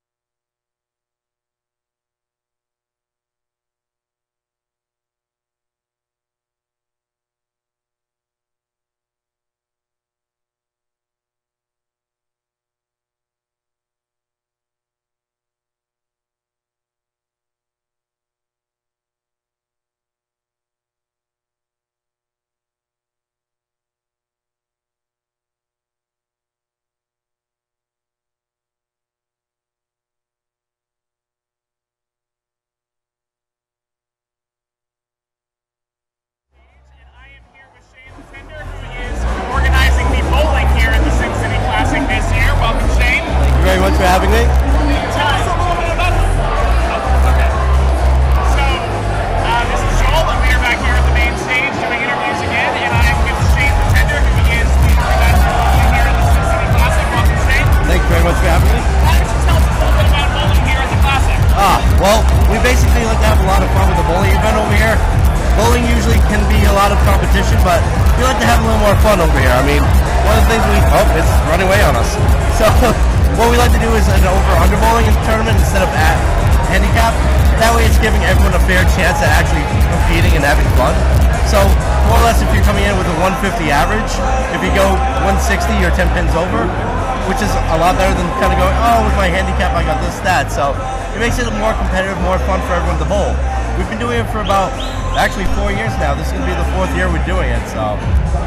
Okay, so I bowled as a kid, and we did handicap. Yep. So, basically the way you score is what you get as positive points is whatever you did over your average. That is correct. So, a team average where the team's average 80 can beat a team where they beat 200 if they bowl hundreds and they bowl 210s. Yep. Basically, okay. Yeah, exactly. That's interesting. How many teams do you have out here this year? This year we actually have 9 teams coming in, so we've been steady at around 8 or 9 every year, but we're always getting a new team and then also losing a team that can't make it, so we're staying steady at the 9 teams right now, which is 4 bowlers a team, so we're looking at right now 36 people. Okay, 4 bowlers a team, I see. Yep.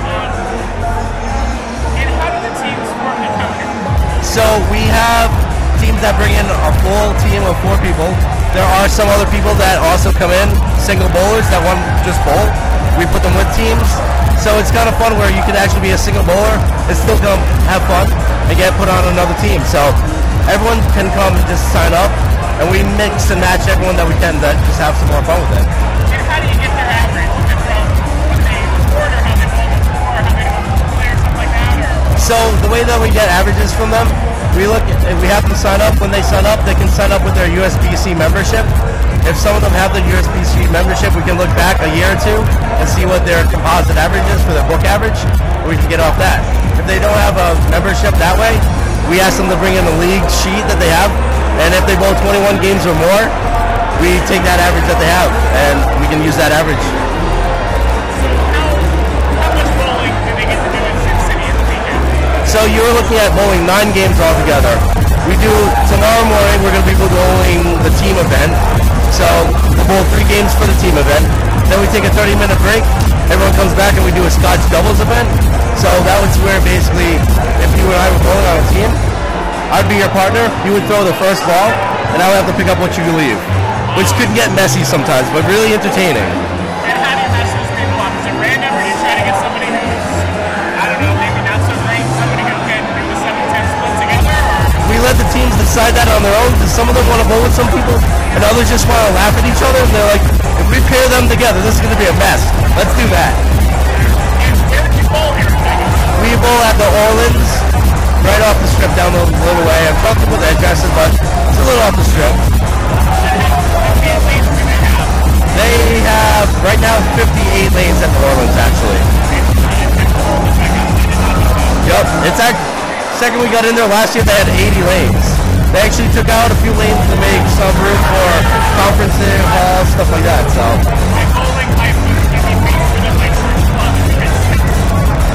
Wow. 58 sounds a little bit crazy.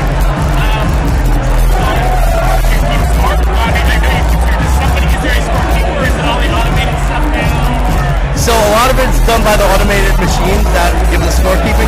After that, we're actually starting to do live scoring now. So what we'll do is after the scorekeeper gets everything, we'll write it down on our automated page that we have now signed up, and it will actually broadcast it on a web page. So that way anyone can go on their mobile phone and look at this and see exactly where they stand game to game. So it's a little more modern, but it's still some running around, but it's still a score you can see. What's that? Oh God, yes. Beer, alcohol, you name it, there's a lot of that flowing. So sometimes they think they're picking up 20 pins and it's really 10.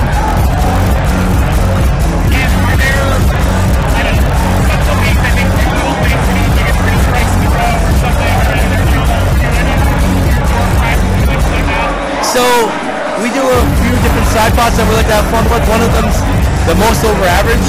So So whoever's the most over there average each game wins that side pot. Sometimes that's been up to $50 per side pot, which is really nice. There's other side pots we like to do as well. There's one we're doing this year is a poker side pot. Anytime you get a strike or spare, you get to go get a card, and whoever has the best poker hand wins. It very much is. There's one more that I decided to do this year. We're going to see how this goes. It's going to be a roulette. And this jackpot could go anywhere from $100 maybe up to $1,000 depending how big it gets. But top 5 bowlers each event get a chip. And they pick a number. And if that lands on their number, they win that pot. If not, it rolls into the next event. Pretty much. Betting on yourself and hoping something works. San Diego, I know, has an LGBT bowling league. Yep. Do you have teams that come already from those leagues at all? Actually, yes, we do. There's a few teams that did come from that, but they kind of combined each other like, hey, I bowl on this team, but you bowl on that team on that league, but let's get together and go up there for this.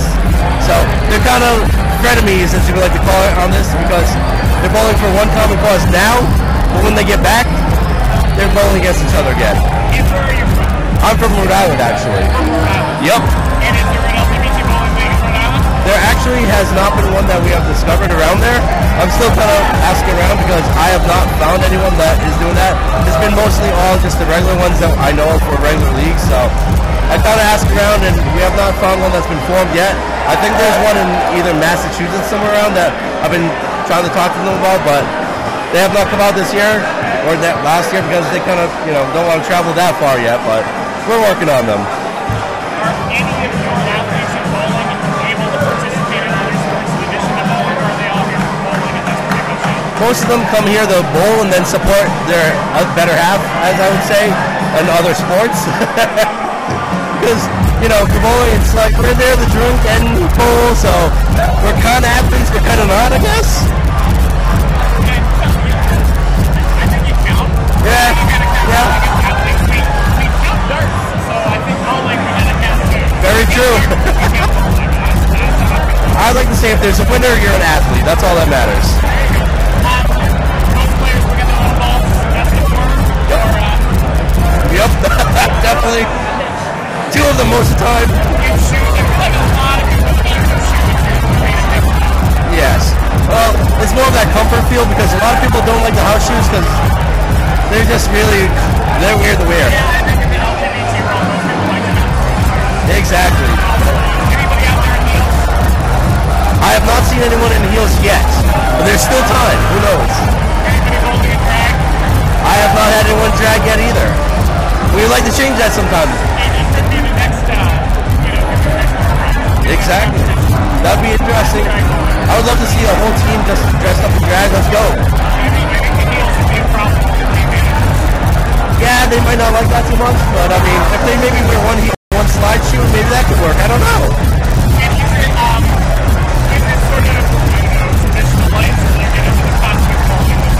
That's traditional lights. I wanted to do cosmic gold one time, but everyone's kind of like, I don't know. I was like, hey, it'd be fun either way, man. Exactly. I'm just like, they're ready for the after party after that, so they're like, all right, let's keep it separate, I guess. So if you're talking to a gentleman who does dodgeball, yep. And he was saying that people were complaining that there was too much dodgeball because they went all day on Saturday. Are they going to be there all day on Saturday? Do you guys wrap early enough to make it to the party after bowling? We wrap up early enough on Saturday. We get there around 9:30 for check-in and everything else. By 4:30, we're done. And you have Yep. Exactly. Everybody comes down just to have some fun. It doesn't matter who they are. They're just coming to have some fun with us. If somebody wants to get involved in bowling or LGBT bowling, is there any kind of download to try to find us like you are in Rhode Island? Is there kind of like, softball, there's Naga, football, there's LGA, any kind of umbrella group that helps LGBT athletes bowl? There is a few different groups out there that I know. I'm trying to think of Oh God, I can't think of the event actually right now off the top of my head, but there is one that they travel around and do different events in different cities throughout the time. And oh dear God, I wish I could remember that off the top of my head right now, but as soon as it comes to me, I'll probably pop it. I'm like, oh, by the way, that's the one. But besides that, asking around, a few different people always know. Like, just word of mouth is coming around so much. But if you start to ask around, one person kind of goes, wait a second, I know someone that bowls in that. I can get back to you. And it's just kind of travelers. But, oh man, this is going to kill me that I can't remember that one now. It happens. Looks like you brought a prop here for us, so tell me about this pin. So this right here is actually something that I kind of drew up and was like, I want to check out to see how this looks. So right now, this is just one of our raffle giveaways that is a prototype pin. Next year, this is actually going to be the trophy for the championship winners. So right now, it says Sin City 2009. We're going to have champions on this as well for next year, 2020. Okay, when you said it was a prototype, for a minute there I really thought this was the pin they were going to be using next year. And I was like, okay, so you are going to the Cosmic Bowling. Yeah. But this is going to be the trophy. That's really close enough. Right now, for this year, this is actually the crystals that we have for the championship winners. And what you can say, I don't know if we got close enough, but it says Sin Sorry. City Classic bragging rights, 2019 champion from the Sin City Classic. We got a little, it's actually from the side, you can see this little almost hologram there of the ball hitting the pins and breaking them up. So what else should people know about bowling? That's kind of hard because there's some people that have no idea about bowling because, you know, it's very select sport sometimes where you're indoors and being outside, nice weather. Not a lot of people like to go indoors and stay that unless it's a rainy day, which, you know, happened the last few days around here. But other than that, I mean, it's really just a fun sport in general. Like, it's one of the few sports you go, have fun with your friends, show up, have a few drinks, and still be good at it. Or at least laugh at yourself. All right, well, I think we are going to start to wrap up here a little bit and get a few more things together. Not a problem. I'm going to send this over to Mitch here to just to help us close this out. But I think what we're going to be doing, if you're staying with us on the live feed, is we're going to close down for a second here, and then we're going to be back with one of the leaders of the biggest sport here at the Sin City Classic, which is the softball tournament. Yes, indeed. And then some fun games after that. So I am going to sign off for the moment. This is Joel signing off for Cloud Sports Network, but I am here with Shane, and thank you for being with us to talk about bowling. Thank you guys very much. Have a good night. Enjoy the rest of the day. All right. Thank you again. Don't forget your pin. Not a problem at all.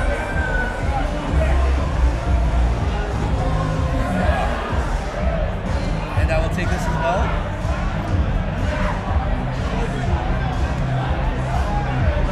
I wish I was the one to voice. I wanted to have some fun earlier.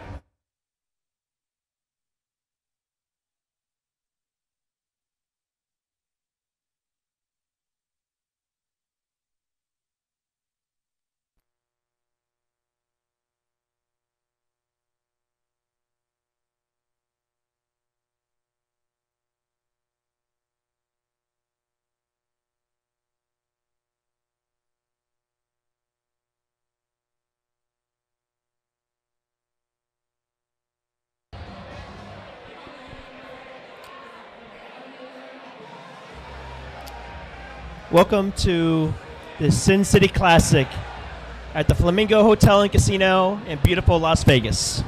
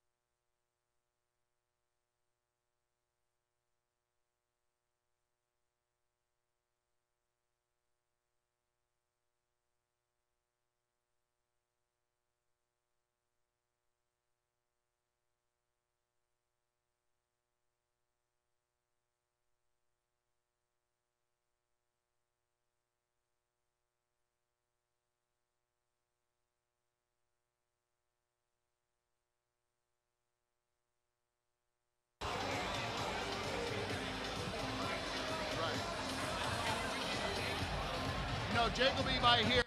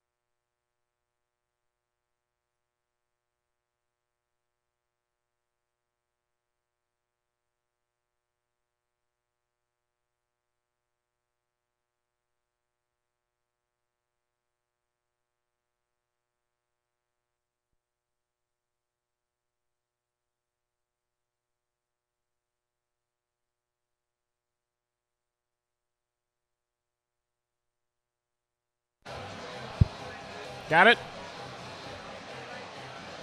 All right, welcome back to the Cloud Sports Network. We are still here on the floor of the registration party at the Sin City Classic, and I'm Joel Tremblay, and I am here with Rick Moss, who is in charge of the softball tournament here at Sin City. Welcome, Rick. Thank you very much. Could you tell us a little bit about how softball works here and how many teams there are here at the Sin City Classic? Softball started here 12 years ago as a little small tournament, and today it's grown to over 235 teams, over 3,000 athletes. We're at 12 different complexes, 35 different fields. So it's quite an undertaking to put all that together, as you can imagine. It's a very large sport and a large footprint across all of Las Vegas. We have fields in the city of Las Vegas. We have fields in the city of North Las Vegas. Clark County, which is a very large area here, has a bunch of fields. And then the city of Henderson also supplies fields to us. So 4 government agencies supplying 35 fields to our 235 teams. That's quite an undertaking. My memory is this whole thing started as a softball tournament, did it not? That's it. It was a tournament that was held in Los Angeles and San Francisco, and it would go back and forth between the 2 organizations within NAGA. Glossa, being the LA chapter, would host one year, and then it would go up to San Francisco the next year. Well, 12 years ago, it was decided to try something in Vegas. Started out, one of our small tournament like it was before, maybe 20, 25 teams, 30 teams at the most, and came to Vegas. And then gradually it got bigger and bigger, probably got up to 50 teams, and started layering on additional sports. And that's how it turned into what it is today, with over 20 different sports. And I think we're close to 7,000 athletes this year. Yeah, we ask a lot of the sports, when did they join the Classic? But the Classic joined the softball tournament is what it sounds like. Exactly.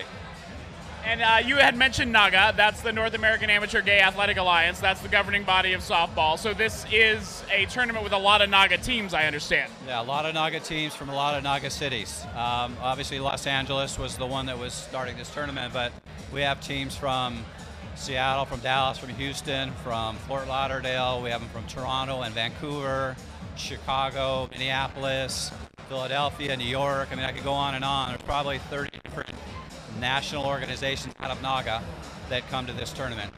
So truly international. I know for a while the Classic and I believe the NAGA World Series have been neck and neck for which is the biggest gay athlete tournament. Do we know which it is this year? Are we talking just softball? It would be this tournament. I think we were at about 220 at the World Series this year in Tampa. I had my team there, a C team that I manage. I think it was about 220, and we're 235 total this year, between the women's division, the men's division, and this year we added on Friday night, or Friday today, we had the Masters tournament. So that's anybody that's 50 and over. We had 2 different divisions that we had a one-day tournament today, and those championships were crowned today. Really love the Masters. It's a great way for people who have been involved in the league a long time to get to keep playing even as things change with how well they can play and where they can play. I'm one of them. Normally I would be playing in it, but I'm a little busy this weekend. My team played today and didn't do all that great, but they had a good time. But I would have been out there today, except for my responsibilities for the tournament. Can you talk a little bit about how you break down the skill divisions? Because I know Sin City does it differently than a lot of other tournaments with splitting up some of the typical divisions. Yeah, we take it very serious. When you have a 235 team tournament, you don't want a team coming in the C or D division that plays at a much higher level. 1, it's not fair, and 2, you could have somebody get hurt. If you get somebody that's an A ball player and is hitting to a C defensive player, it's a little dangerous. So we work really hard, and we spend probably about a month coming into this tournament, taking in the rosters, reviewing the national database. So we do that for over 3,000 athletes on 235 teams. It takes a long time, but we feel the work is well worth it, because what's most important is the athletes that come here from all across the country have a fair chance to do well. And you can only do that if you have a fairly rated team within the division. Can you tell me a little bit about the C1, C2, D1, D2 splits? Yeah, what we did is they're very large divisions to begin with. So we have 80 C teams and there's 70 D teams. So that's one, it's too big for a tournament, but it's also a way to break down the caliber of the level. So we had 80 teams, we ranked them from 1 through 80, and we broke it down to the 2 different divisions. So the top 48 teams ended up in C1, and the bottom 32 ended up in C2. And that's a skill assessment, but I think anybody who's watched understands that's not a change in the level of competition. People are just as competitive about winning C2 as they are about winning C1. Absolutely. Every team has a rating, every player has a rating, and even though it is split into 2, there's teams in C2 that are just as competitive and want to win, but it gives them a little bit more of a chance to compete than playing against the top-rated C1 team, because it's a very competitive division. So I've got some friends who are playing, and I usually play in D myself, but we're doing this year with Cloud Sports. My friends in C1 say that is the biggest and best division. Is it the biggest? It's definitely the biggest. I mean, we have 80 teams. It's the most teams here. I played many years in A ball, and I tell my C team that I manage, for you guys to win a championship is harder than any championship I ever won in A. We played against 12, maybe 16 teams. You're playing against 80. There's so many things that have to go right for a team to win this championship. So whoever does come out on top should be extremely proud of the accomplishment they made.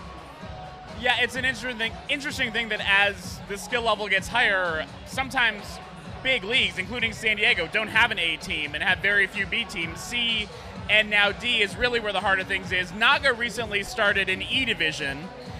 Is there an E division out here this year? There is not an E division this year. We probably will have one next year. We're currently still working under the 2018 Naga guidelines. The 2019 ratings are not ready and available, so we wouldn't have been able to verify players the way that we have under the 2018 database. So that's the reason we stay with it this year. But next year we'll go to the 2019 rating system, so it'll be a 5 division. And the E division is designed to be very entry level. People that haven't played the game before, that want to come out and have a good time. And so women can actually play in the women's division or the open division. How big is the women's division this year? The women's division is 42 teams this year. A little bit down from last year, but it's 42 teams, still good size. And then we probably, let's say on the average C and D roster, you probably have 1 to 2 women on those teams. Every once in a while you'll get a female player in the B division. And I think I even recall having one in the A. So those are really talented ball players, female ball players that are playing in the A and B divisions. I think we're going to have to wrap soon to set up our next event. But could you tell us about a website people could go to if they wanted to learn to play softball or get involved? Well, this tournament is under CincinnatiClassic.org. Our Los Angeles chapter is ClassicSoftball.org. So anybody in the Los Angeles area that wants to come out and start playing softball, we have a clinic team that we start every year, so we bring new players into the system. But anybody that wants to get involved with this tournament, go to CincinnatiClassic.org and just find out information, and then hopefully we'll see them in 2020.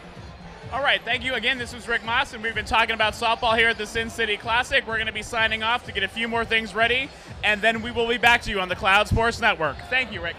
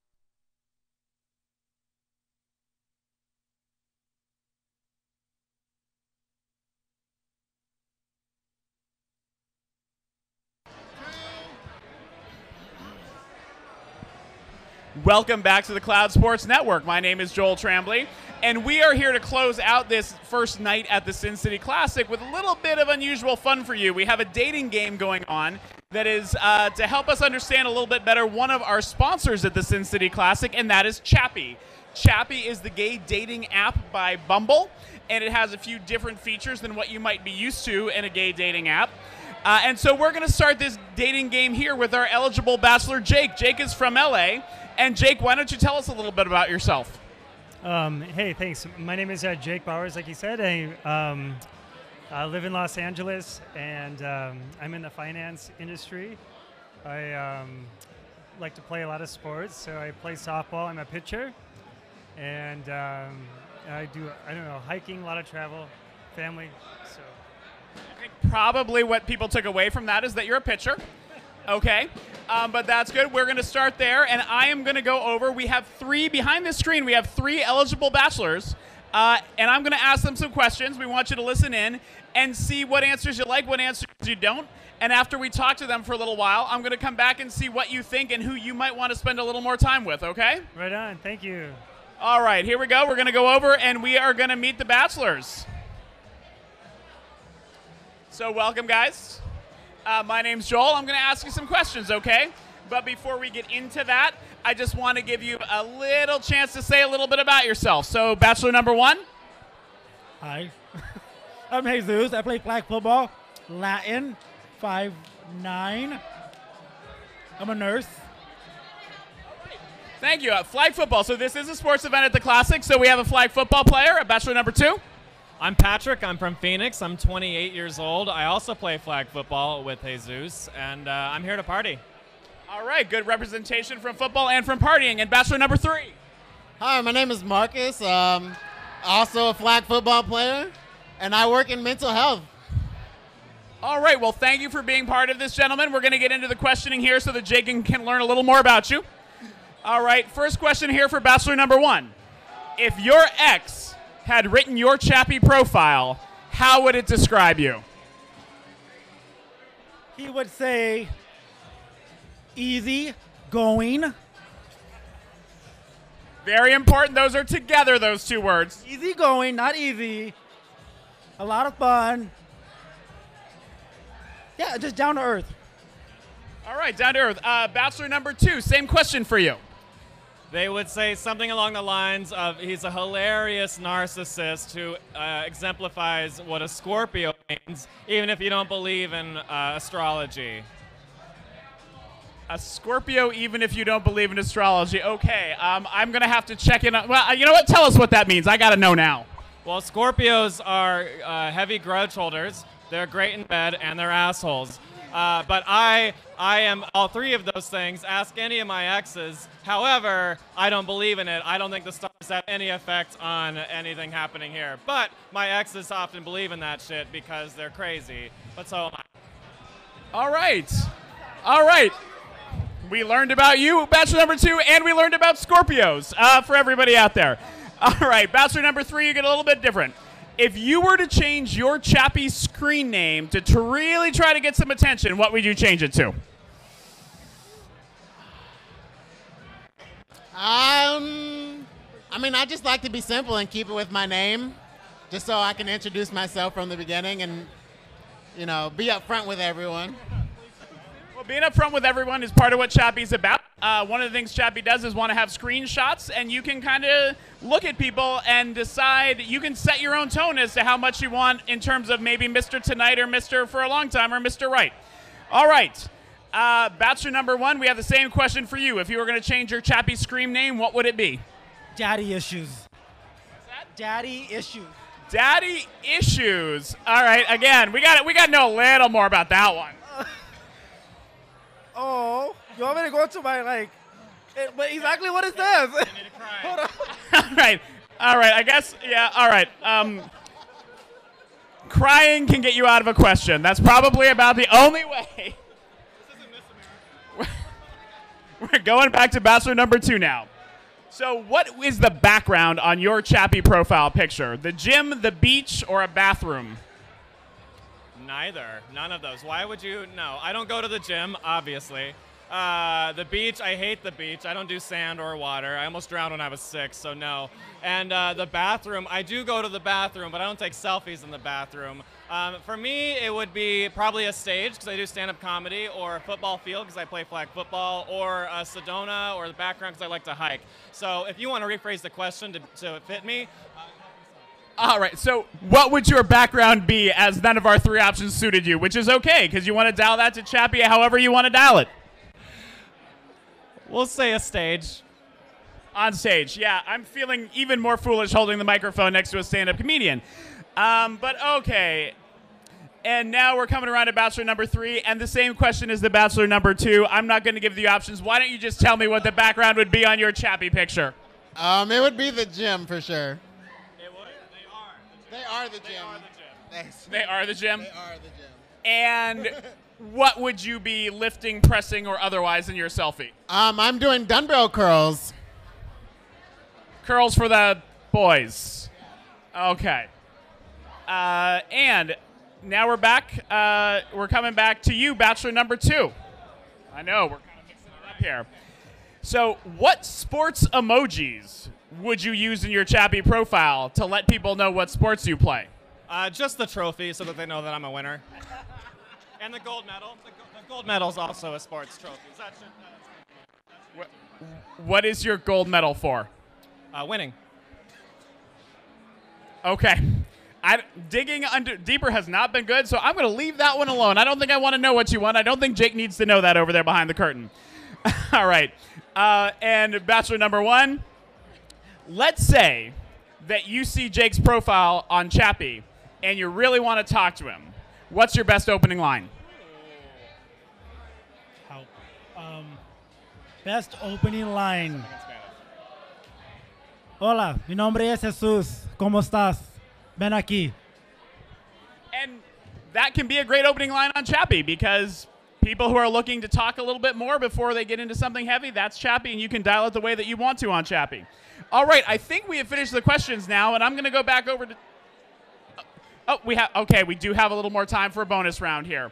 So we're going to start here. Since we finished that one, we're going to give you the same one. So let's give me your opening line to get Jake on your Chappie profile.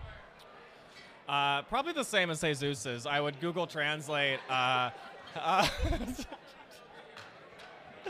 not true. I'm not bilingual. I tried. I had a terrible Spanish teacher in high school. That's probably what I would say. I had a terrible Spanish teacher in high school. Otherwise, I would say something romantic in Spanish, but I can't. So hi, I'm Patrick. Hi, he's Patrick. Okay, and Bachelor number 3, opening line. I just start with a compliment, just saying you're, a very handsome man with proper grammar. You're the right way, not Y-O-U-R. Apostrophe R-E. And proper grammar in English or Spanish? English, okay. All right, well, it's time to go over and talk to Jake a little bit and see what he heard from your answers, so I'm going to be moving over there now, but we'll talk to you again in a minute. All right, Jake. You got some questions in and you heard them. Tell me what you're thinking about Bachelor number 1. Well, I really like some of the answers that Bachelor number one had to say, but I like some of his answers. Yeah. And what about Bachelor number 2, our stand-up comedian? Well, I was gonna say, there's someone that is always funny is a really good plus. I'm a little concerned because I like to be on the stage too, so is there going to be a little competingness going on there? But I did like that he did say none of the answers suited him, so he wanted to pick his own. So independent too, which is always good. The classic is all about competition, however. That is true. It's all about competition. And what about Bachelor number 3? Well, yeah, I mean, I'm kind of leaning towards a little bit more on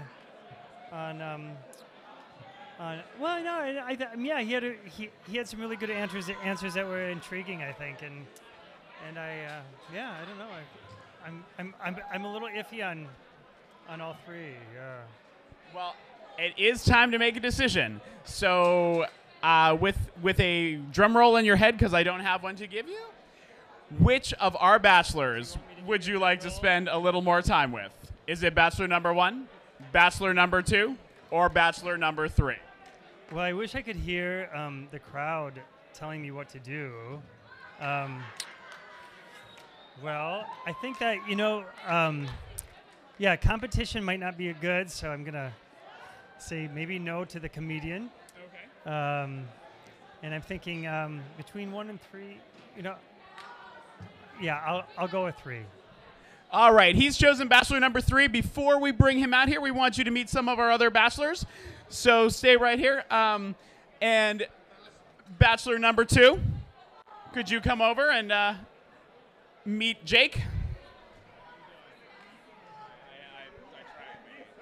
Funny. Thank you. Well, it's nice meeting you. Nice meeting you. Yeah. All right. Thank you. Thank you, Bachelor number 2.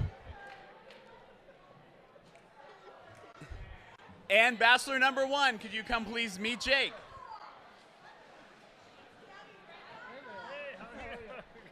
Good to see you. Yeah. All right, and now finally, the Bachelor you chose, our Gym Selfie Bachelor number 3. Well, I'm a hugger. I see. Oh, that's so funny. So again, we have a little date here. We may have a little love connection here with Bachelor number 3. This was our dating game for you to kind of talk a little bit about Chappie, who is one of the sponsors of the Sin City Classic. They are Bumble's gay dating app, and we are happy to have them here. And they are going to help people here at the Sin City Classic meet each other, and there are going to be faces on those pictures. All right. Thank you, everybody, for watching. This is the Cloud Sports Network signing off from the Sin City Classic Night 1. We will see you tomorrow with softball games in C Division.